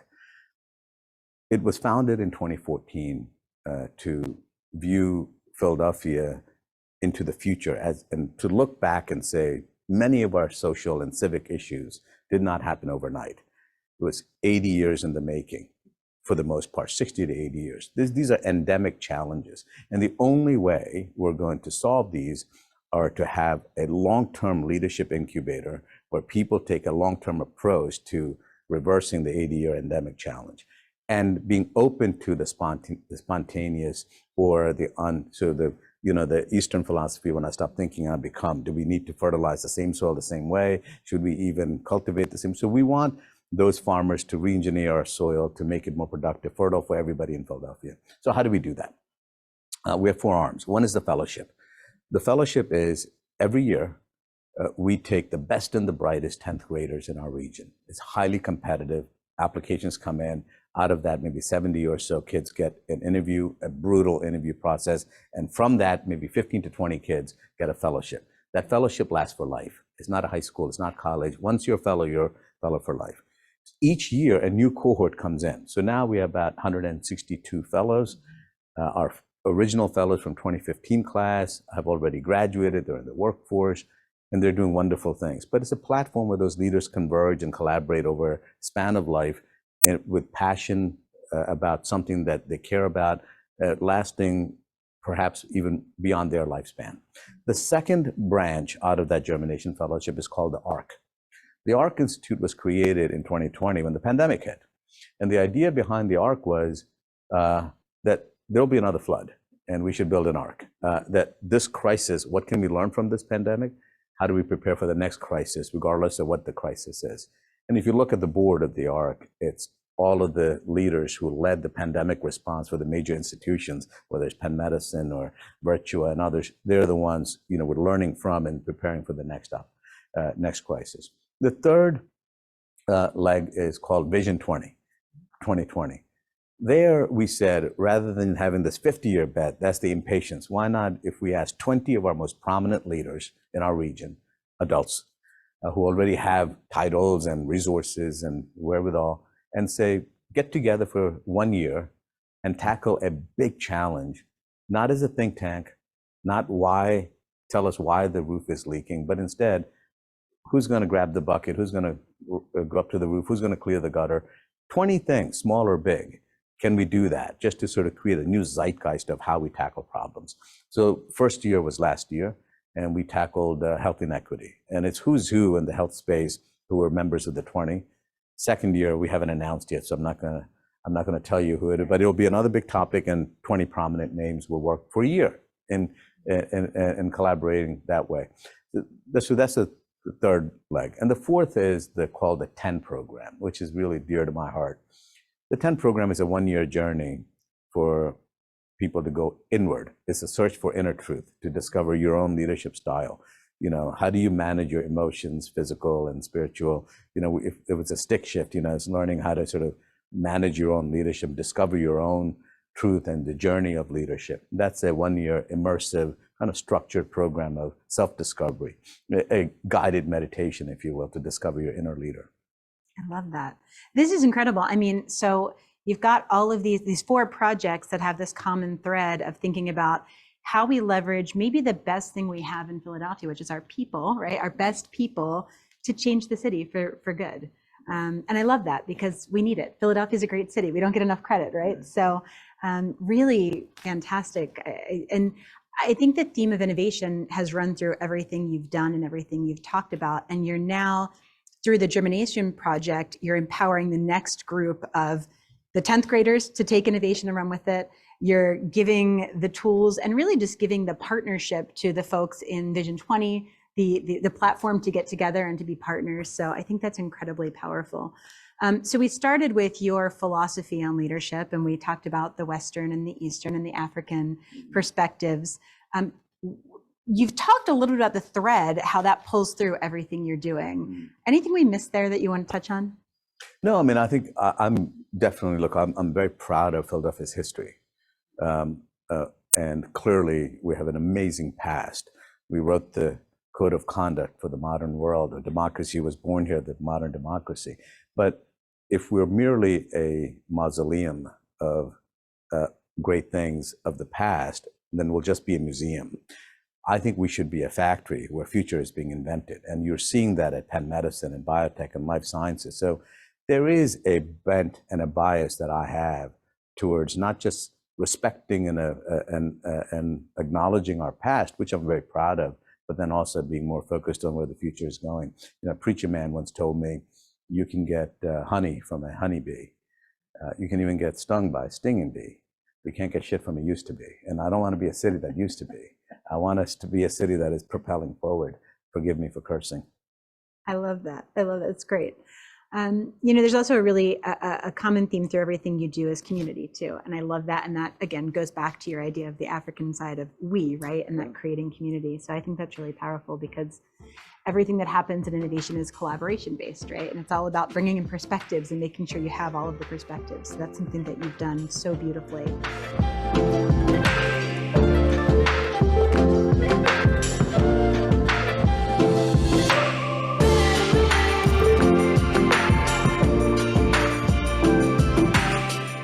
So you do all of these things, right? You're a venture capitalist, you're a lawyer, you're a philanthropist. How in the world, you can't be good at everything. I mean, maybe you are, I'm sure you are, but how do you do it? What is your, like, how do you aim and how do you think about approaching all of these things? What's the formula? So if you had asked me this a decade ago, out of insecurity, I would have said I am good at a lot of these things and I would have been more defensive. Since then, I've acknowledged what my weaknesses are, what I'm not good at, and I think I now know what I think I'm good at. Here are what I believe to be my strengths. I have a native curiosity for what's beyond the horizon, and that's genuine. I'm curious about what's around the corner, what's going to happen in the future. So I do a lot of study on that just because I'm thinking constantly about that. That's just native curiosity. Number two, I'm folksy. I'm a storyteller. And so I have the ability to sort of say, I think we're going to be going over there. This is what's going to happen. And over the years, I've been able to be a magnet for real talent to come in and join forces and say, I know you don't have that talent, but I can fix it. Let's do it together. So the ability to bring real talent. Those are the only two strengths that I think I have.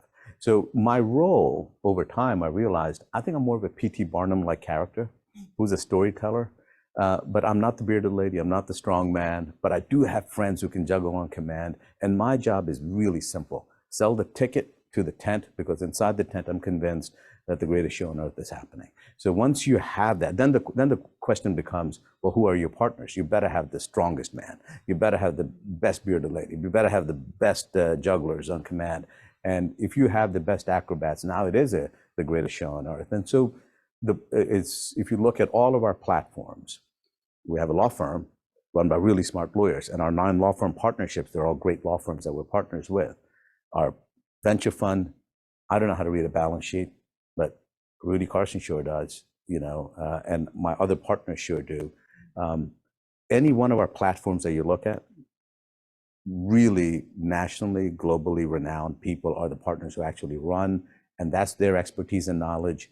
We're just part of that village where they come in. And because I'm a blank canvas, I'm more of the asking questions that they probably can't answer because of their knowledge and experience. And I ask the 2-year-old, I provide the 2-year-old perspective of blank of the arc. It's all of the leaders who led the pandemic response for the major institutions, whether it's Penn Medicine or Virtua and others. They're the ones we're learning from and preparing for the next crisis. The third leg is called Vision 2020. There we said, rather than having this 50-year bet, that's the impatience. Why not if we ask 20 of our most prominent leaders in our region, adults, who already have titles and resources and wherewithal, and say, get together for 1 year and tackle a big challenge, not as a think tank, not tell us why the roof is leaking, but instead, who's going to grab the bucket, who's going to go up to the roof, who's going to clear the gutter. 20 things, small or big. Can we do that just to sort of create a new zeitgeist of how we tackle problems? So first year was last year, and we tackled health inequity. And it's who's who in the health space who were members of the 20. Second year, we haven't announced yet, so I'm not gonna tell you who it is, but it'll be another big topic, and 20 prominent names will work for a year in collaborating that way. So that's the third leg. And the fourth is called the 10 program, which is really dear to my heart. The 10 program is a 1-year journey for people to go inward. It's a search for inner truth, to discover your own leadership style. How do you manage your emotions, physical and spiritual? If it's a stick shift, it's learning how to sort of manage your own leadership, discover your own truth and the journey of leadership. That's a 1-year immersive kind of structured program of self-discovery, a guided meditation, if you will, to discover your inner leader. I love that. This is incredible. I mean, so you've got all of these 4 projects that have this common thread of thinking about how we leverage maybe the best thing we have in Philadelphia, which is our people, right? Our best people to change the city for good. And I love that because we need it. Philadelphia is a great city. We don't get enough credit, right? So really fantastic. And I think the theme of innovation has run through everything you've done and everything you've talked about. And you're now, through the Germination Project, you're empowering the next group of the 10th graders to take innovation and run with it. You're giving the tools and really just giving the partnership to the folks in Vision 20 the platform to get together and to be partners. So I think that's incredibly powerful. So we started with your philosophy on leadership, and we talked about the Western and the Eastern and the African perspectives. You've talked a little bit about the thread, how that pulls through everything you're doing. Anything we missed there that you want to touch on? No, I mean, I think I'm definitely, look, I'm very proud of Philadelphia's history. And clearly, we have an amazing past. We wrote the code of conduct for the modern world. A democracy was born here, the modern democracy. But if we're merely a mausoleum of great things of the past, then we'll just be a museum.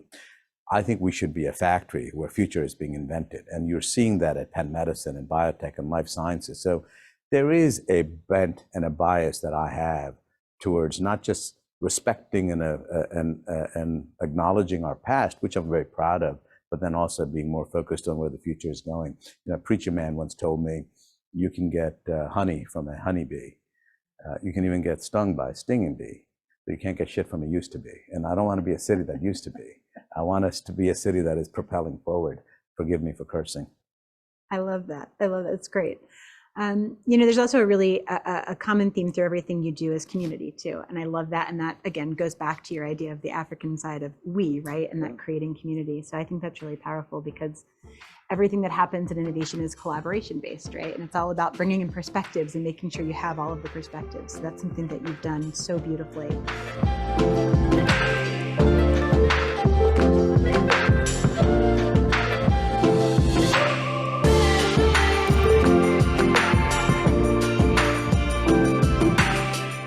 So you do all of these things, right? You're a venture capitalist, you're a lawyer, you're a philanthropist. How in the world, you can't be good at everything. I mean, maybe you are, I'm sure you are, but how do you do it? What is your, like, how do you aim and how do you think about approaching all of these things?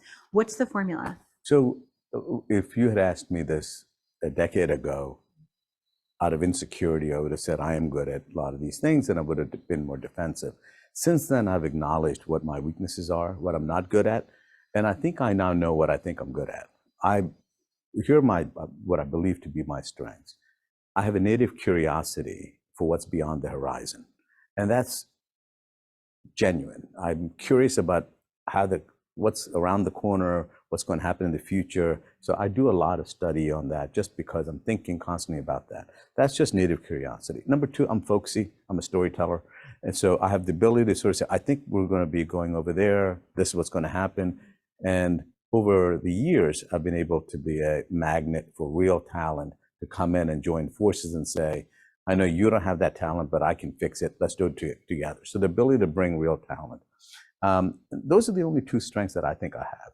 So my role over time, I realized, I think I'm more of a P.T. Barnum-like character who's a storyteller, but I'm not the bearded lady, I'm not the strong man, but I do have friends who can juggle on command. And my job is really simple. Sell the ticket to the tent, because inside the tent, I'm convinced that the greatest show on earth is happening. So once you have that, then the question becomes, well, who are your partners? You better have the strongest man. You better have the best bearded lady. You better have the best jugglers on command.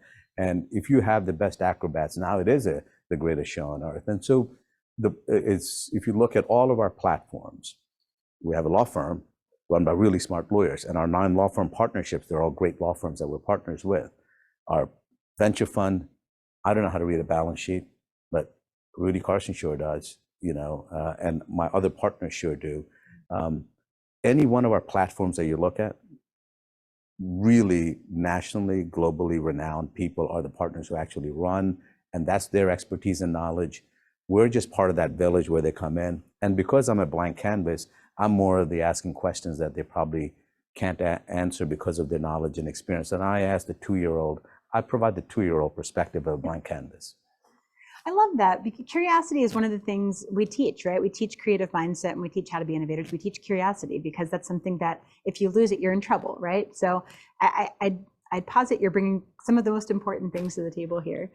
So last question, if you were to leave the folks who are sitting here trying to whiteboard their futures, trying to imagine what they're going to do next, which is hard to figure out when you're in college, right? When you're a young person, what advice would you leave them with, or what nugget would you leave them with? Good question. I would say question your place in the bubble pierce it, create a new bubble. Love it. You got it. All right. Well, thank you so much, Philadelphia's own. Well, that's great. There's also a really a common theme through everything you do is community too, and I love that. And that again goes back to your idea of the African side of we, right, and that creating community. So I think that's really powerful because everything that happens in innovation is collaboration based, right? And it's all about bringing in perspectives and making sure you have all of the perspectives. So that's something that you've done so beautifully.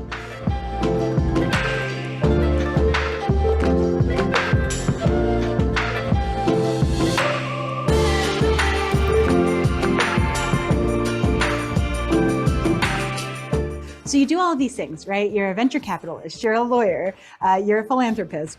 How in the world, you can't be good at everything. I mean, maybe you are, I'm sure you are, but how do you do it? What is your, how do you aim and how do you think about approaching all of these things? What's the formula? So if you had asked me this a decade ago, out of insecurity, I would have said I am good at a lot of these things and I would have been more defensive. Since then, I've acknowledged what my weaknesses are, what I'm not good at. And I think I now know what I think I'm good at. Here are what I believe to be my strengths. I have a native curiosity for what's beyond the horizon.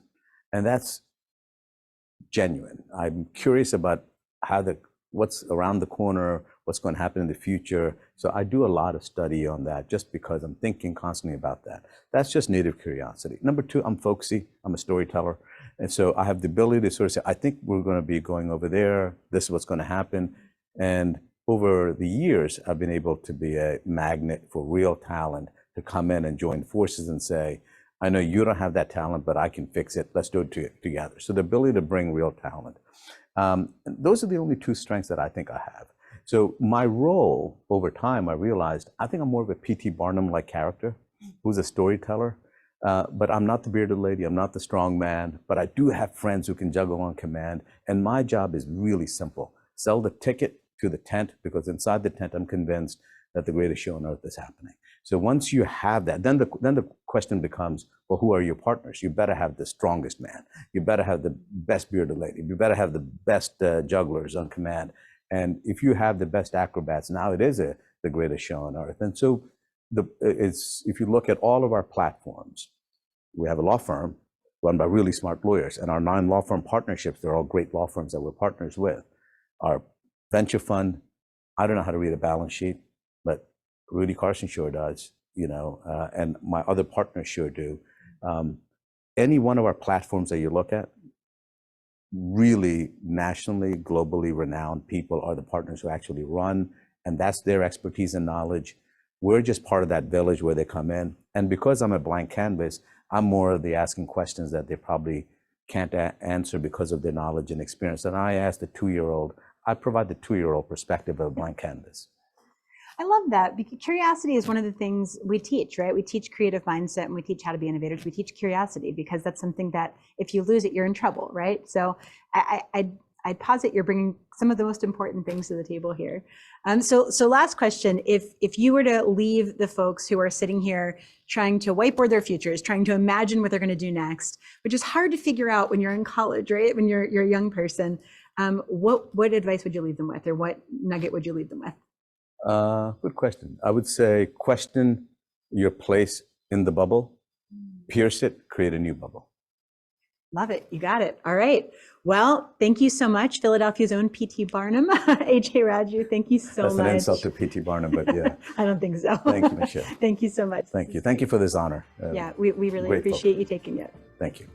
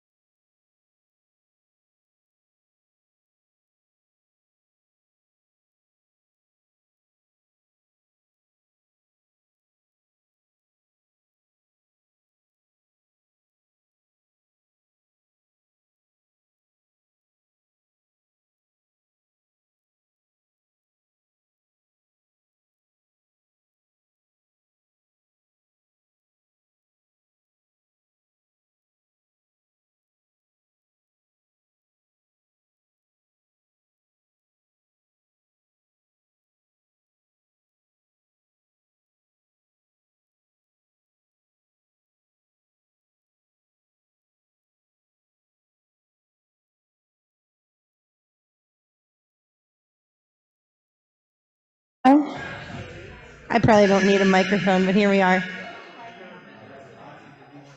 If I could have everyone's attention, please. Okay, great, yeah.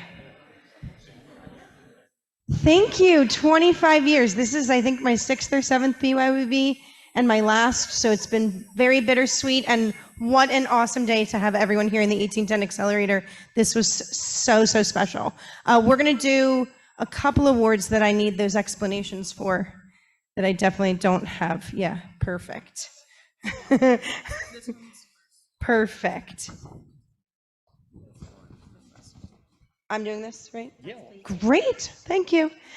First, we're going to do the Diversity, Equity, and Inclusion Award. And I should probably give someone else the clicker. Probably feels a little better. Maybe I can do it. All right, great. This is sponsored by the Center for Ethics, Diversity, and Workplace Culture here at the Fox School. This award, Sedgwick is what they're called, is a hub for research, dialogue, and innovation within Temple's Fox School of Business and School of Sport, Tourism, and Hospitality Management. The DEI award is awarded to a team who promotes diversity, equity, or inclusion, either internally or externally. And this year they have chosen the team Credit Visible and Morgan Passner-Jaffe, who is a Fox 22 alum. Credit Visible provided a submission that is designed to transform the financial services industry to provide an even playing field and promote inclusivity. Their groundbreaking algorithm helps to empower consumers across the country to begin their journey to establish credit. Morgan, I'm so glad you're here. This was a great surprise. I think Greg has your certificate. Why don't y'all come on this side of me? Yeah, great. Congratulations, Morgan. Yeah. Morgan was not a finalist, but we're so glad that you came here today to get this award. Congratulations. We're going to take pictures after. Sorry. Thanks.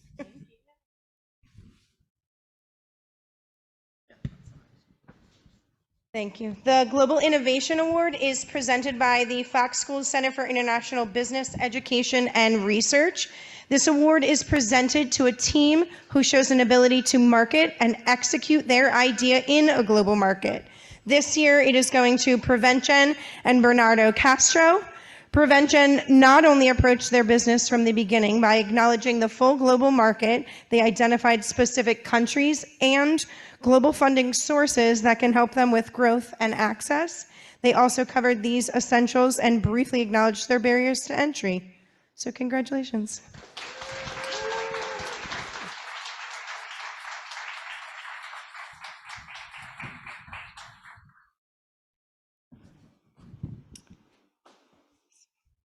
Good thing for pockets.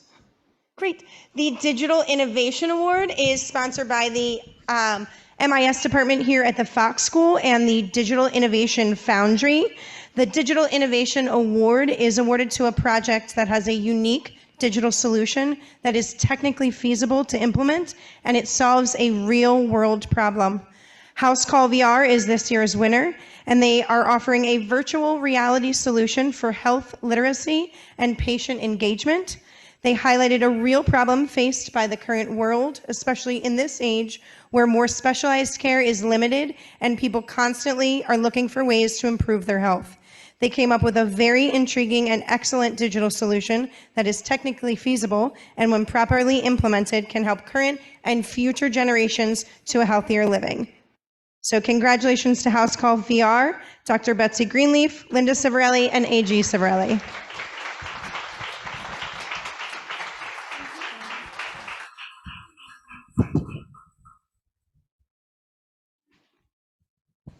Am I on to tracks? Great, okay. Undergraduate track, we're gonna go first and we are gonna go in order. So our 4th place winner this year is Vanity de Claude.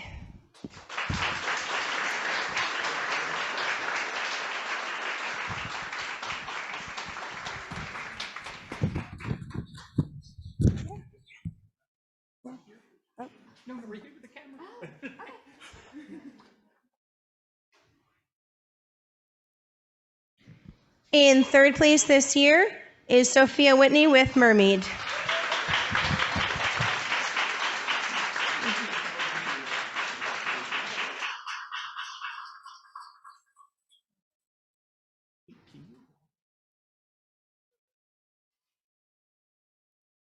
In 2nd place this year is Light Life.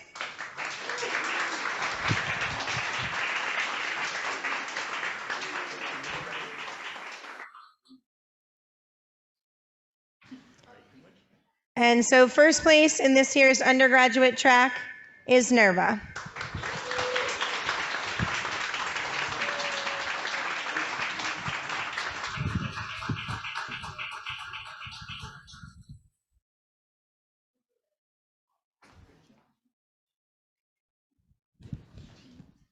Yeah.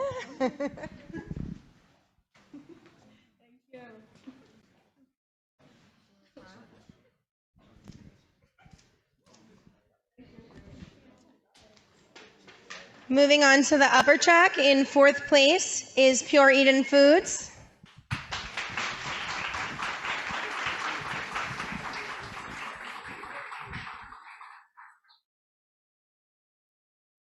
In 3rd place is Neftwork.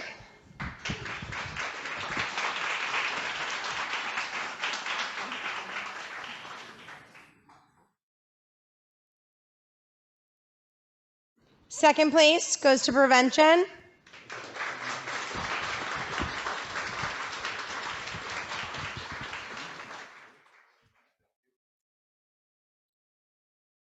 Which makes our 1st place winner in the upper track, Assessum.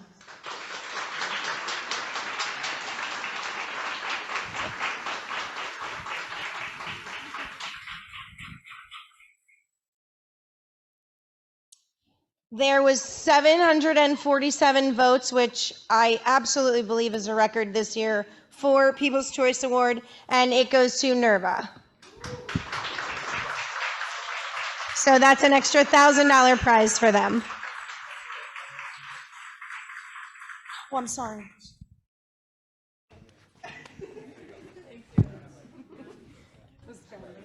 Somehow.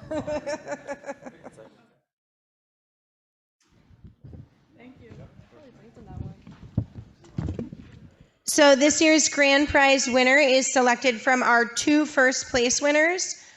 And so this year's grand prize winner goes to Assessum.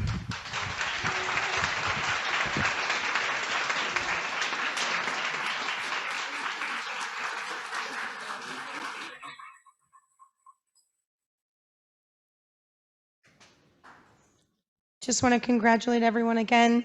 This was wonderful. Thank you for hanging in there with us through technical difficulties. Most of you didn't know that we completely rearranged our agenda, redid the computers a couple times. Hopefully you followed along with us. If not, we'll be posting on our socials all next week.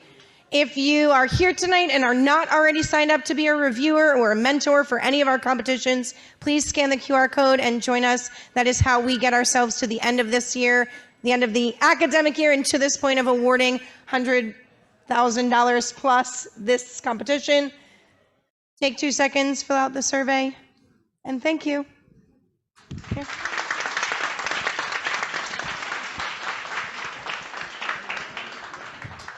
Thank you guys for coming, and a really tremendous thanks to the entire IEI team who made this happen. So Greg, Lindsay, our student workers, Emily, Olivia, Ellie, Kathy, thank you guys so much. You guys crushed it. 25th, done.